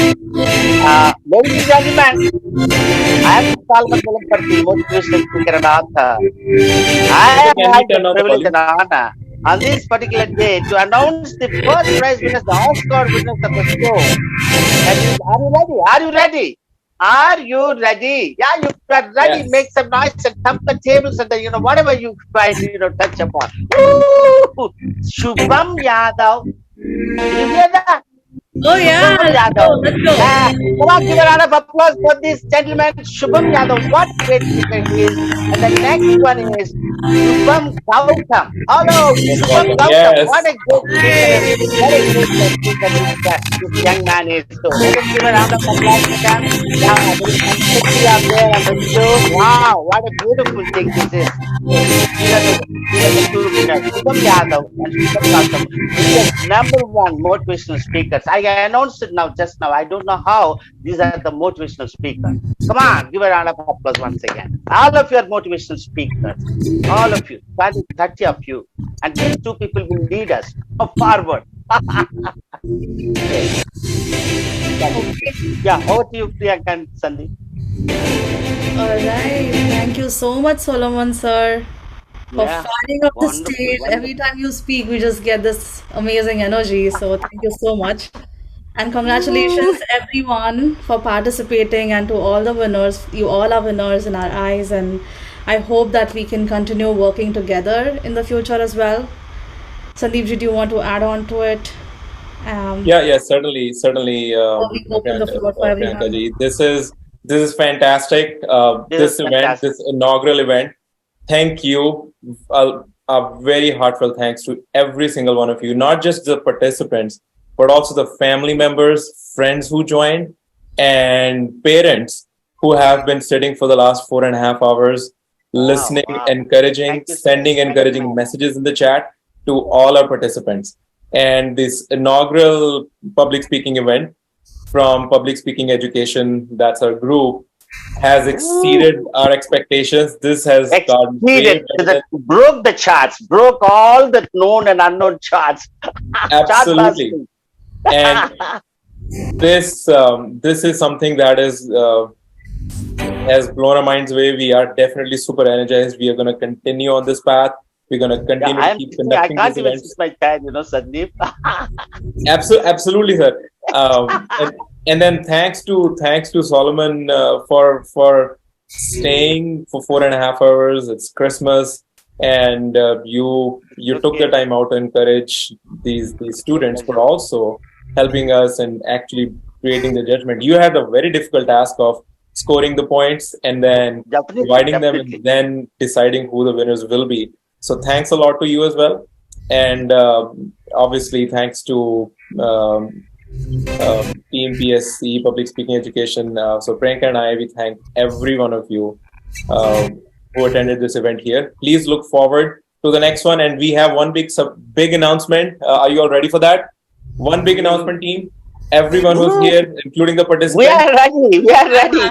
Yeah. Are you ready? So we are ready. So the announcement is we have very strong, very committed Ambedkar organizations in the United States who have expressed interest in partnering with us in bringing these winners at some point to the United States for Ambedkar Jayanti celebration. So did you hear that? Did you hear that?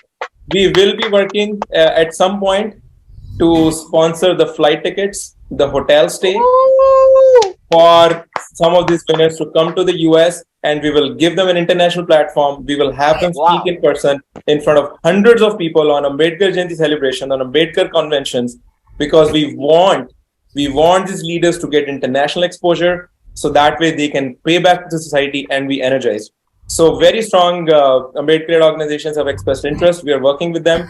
We will finalize the details pretty soon. And once we do that, we will have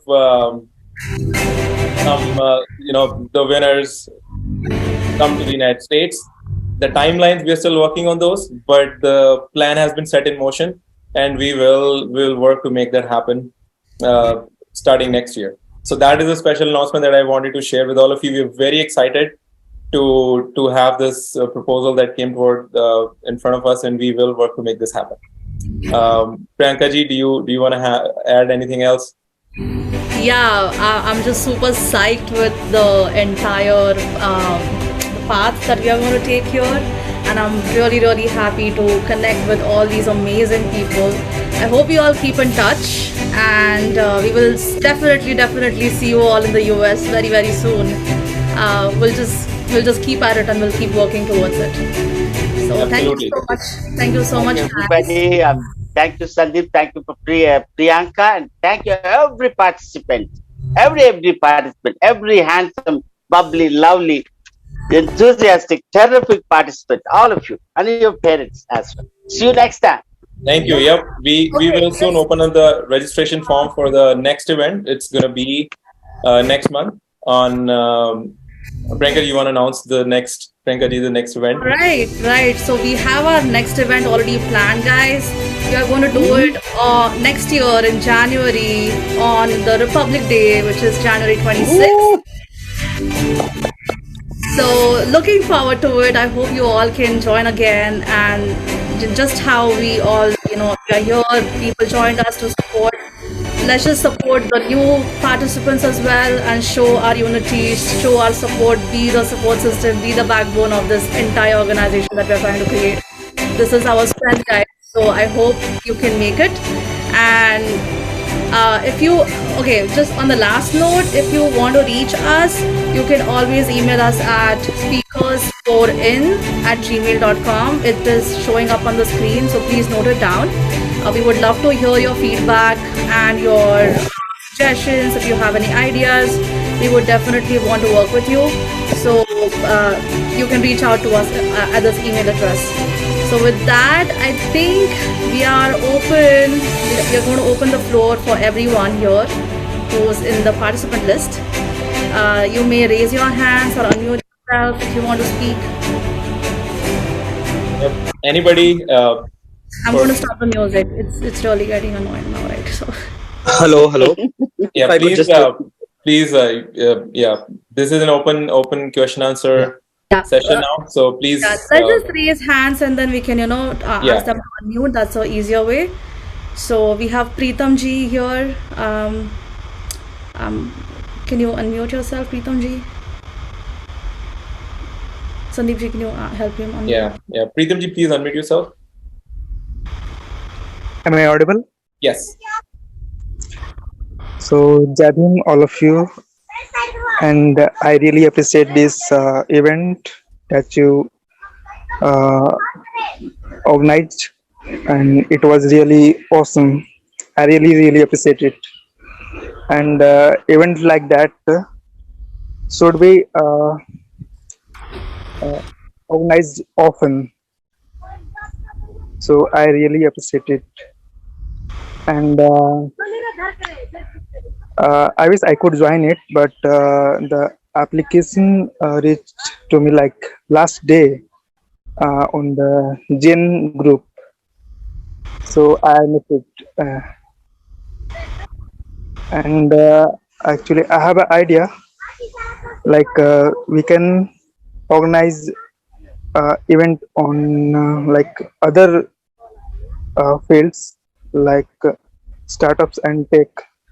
So like we can organize on startups like pitch deck, and on various tech like niche. So yeah, that's a great idea. Thank you for sharing. And we can So definitely. I want to ask a question. When will like next application will open for registration? Sandeep ji, do you want to answer that, please? Yeah, so Preetham ji, we will share the links in our groups when the applications are ready. For the next event on January 26th. Sorry, what was that? Can you share like your group link? Yeah, so we will circulate through our groups, our student channels, the Gen group and others. And we don't have a group just for this because we have the outreach for the hundreds of students, and it won't be feasible at this point to have everybody in WhatsApp or Telegram. But we are going to find a way to have all the participants, registrants in one common platform. So we're working towards that. We are working on a website pretty soon. So we will have a website set up and ready, hopefully before the next event. So we can coordinate those things just on the website, and you'll be able to find all that information there. For now, we will circulate through our regular channels, and we will please send us an email with your email address. The moment we open up the form, we will reach out to you via email. Okay, thank you. Thank you. Thank you. So next, okay, you can mute yourself. Next, we have, actually, this is my father. So please unmute yourself and then you can speak. Okay. Okay, go ahead. Hello. Yeah, hello, Jai Bhim. Hello, Jai Bhim. Hello. बोला. Hello. Yes. हाँ ये तो है आवाज बोला. Can you hear me? Yes, sir. Yes. I am very glad to see you, both of you. You have organized the event very nicely, and participants were also very nice. And every now and then I will participate in this event whenever you organize. I must congratulate both of you. Thank Sandeep you. ji. Thank you. Thank you. Thank you, sir. Thank you so much. Thank you. Thank you. Okay, okay. Do you want to talk, Priyanka? Okay. Okay, Priyanka, anything else? No, thank you so much for attending this and supporting us. We hope to do this at our local level as well. Yes, yes, will do. Yeah, let's plan it out. I will let our new people to participate in this program. Yes, absolutely. Thank you. Thank you so much. Okay. Okay. Thank you. Thank you. Thank you, sir. Jai Bhim. Jai Bhim, sir. Thank you. Jai Bhim, sir. Okay. Okay. So next we have Shubham. Shubham, please unmute yourself. Hello, am I audible? Yeah. Yeah. So primarily this is, just to present my gratitude to the public speaking education forum you're trying to build. And I have not been in much touch with you. I'm so sorry because of the academics which I'm into. But then, at this occasion presently, as my co-speaker just said, it is today Mukti Divas and Manusmriti was burned today for the first time by Ambedkar. Other than that, the country is, having a Bharat Jodo Yatra these days. But for now, for me, this is the real Bharat Jodo Yatra because a person from Arunachal just spoke with a person of Punjab, person from Tamil Nadu. So this is how the country would be united. This is what Dalitality, what Shuran Yende talks about is. We need to remind each other at every moment that, it is not about what we speak, what we host, how we speak. It is just that we take each other in our hearts and we remember one name, that is Ambedkar, who fought for us for generations and who fought entire life. I mean, we've been told in preparations, right? So there are teachers from different walks of life who talk about Ambedkar, what Ambedkar was. He's not just one name. I mean, imagine, there is this one teacher who scolds us and we don't go to school for an entire year. Imagine going up school daily to just sit outside the school. That was the struggle that man faced. So entirely this process is not, if nothing else, is just a commemoration of what man Ambedkar has been and what he has produced to be. So thank you so much, Sandeep ji, for having us. Thank you so much for creating such a platform, because I exceeded the time limit because, this time it is very difficult to find a true Ambedkarite platform to speak. So that is why it is great to be here. Thank you so much, both Sandeep ji and Priyanka ji. Thank you so much. Thanks to you. Thanks to you for coming on board. And you're absolutely right that we have to be one to keep this movement going. That's exactly what myself and Sandeep, we both believe in as well. And it's amazing that we all are connecting here on the platform now. So we will keep going. We will keep building ourselves and our community stronger and stronger. Okay. So next we have Shubham Gautam. First of all, I'd like to thank both of you for putting up this all together. Shubham pretty much summed up what I wanted to say. It's a medium. It's a medium to engage. It's a medium to talk about things that we really want to. And Ambedkar is a platform. Ambedkarite thought is a platform where a lot of us would like to converge to. A lot of ideas have been said and all that, but it's great to be first of all have a platform where we all can come together and talk about such great ideas. And the biggest takeaway for me was 3 or 4 speakers said something which I was taking note of. They were such important ideas, like the one who said he said about something about terrorized consent or something like that. That was a very new idea for me, and I think I would like to go deep into that, and I'll like to talk to that person. I don't remember his name. There are a lot of other ideas that came to me through this talk. So, no matter what anyone say, we are all engaged into our academics and all that, and we get this false consciousness that we're reading all of this stuff and we know better than the others. This is I think the biggest break. The idea has broken a lot. Not that I always thought of it like that, but a lot of new ideas have come to me, and I'd like to take away those ideas and work on them, and I like to talk on other people. So yeah, this is what pretty much it. I'd like to thank both of you for putting up this program together, and like to engage more with you more such events. Yeah, thank you so much. Thank you so much for the opportunity for me to speak on such a platform. It's new to me, but I'm getting used to it. Yeah, thanks. Thank you so much. Thank you, Shiva. Thank you, and we learned a lot of new things, not just from your speech, but everybody who spoke today. So thank you. Thank you so much. Thank you. All right.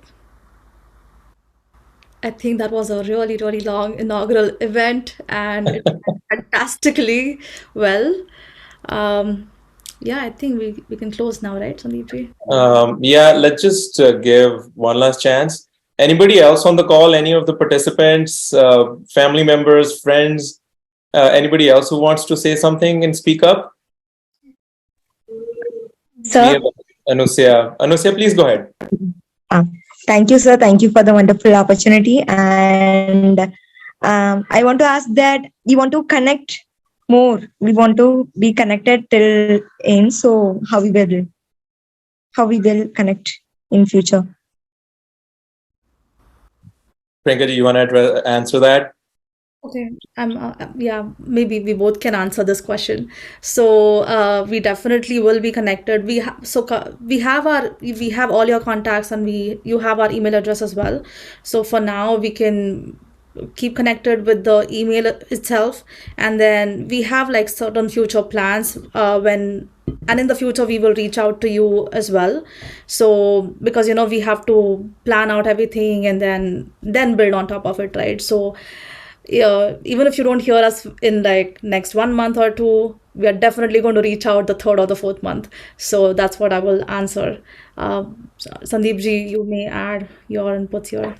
Yeah, you covered it, Priyanka ji. So this is exactly right, Anusiya. So our goal with this is to serve as a platform, but also to bind young student leaders, young participants who have a fire in their belly, like yourself, and stay connected. So we are working on a platform. We are working on different mechanisms, most efficient things, whether it's going to be through social media, through WhatsApp, or any other application where we can stay connected. Because our long-term goal, as we said in the beginning, is in addition to helping build and encourage strong Ambedkarite thought and inculcate this public speaking skill, we're looking to assist our students in their day-to-day, whether it's academics, whether they're trying to go for job interviews or higher education interviews, and assist with and help with the public speaking part, because we have great ideas and we just need to polish them. We just need to tweak our personalities. We are good public speakers, so when we go out in the real world, we can command that attention of whoever the audience is, whether it is an audience of a 3 or 4 person panel in a job interview or in a UPSC interview, or it's your manager at work eventually when you start to go into the workforce. So that's also our mandate as well. So we will reach out to you. We have your phone numbers, we have your email addresses.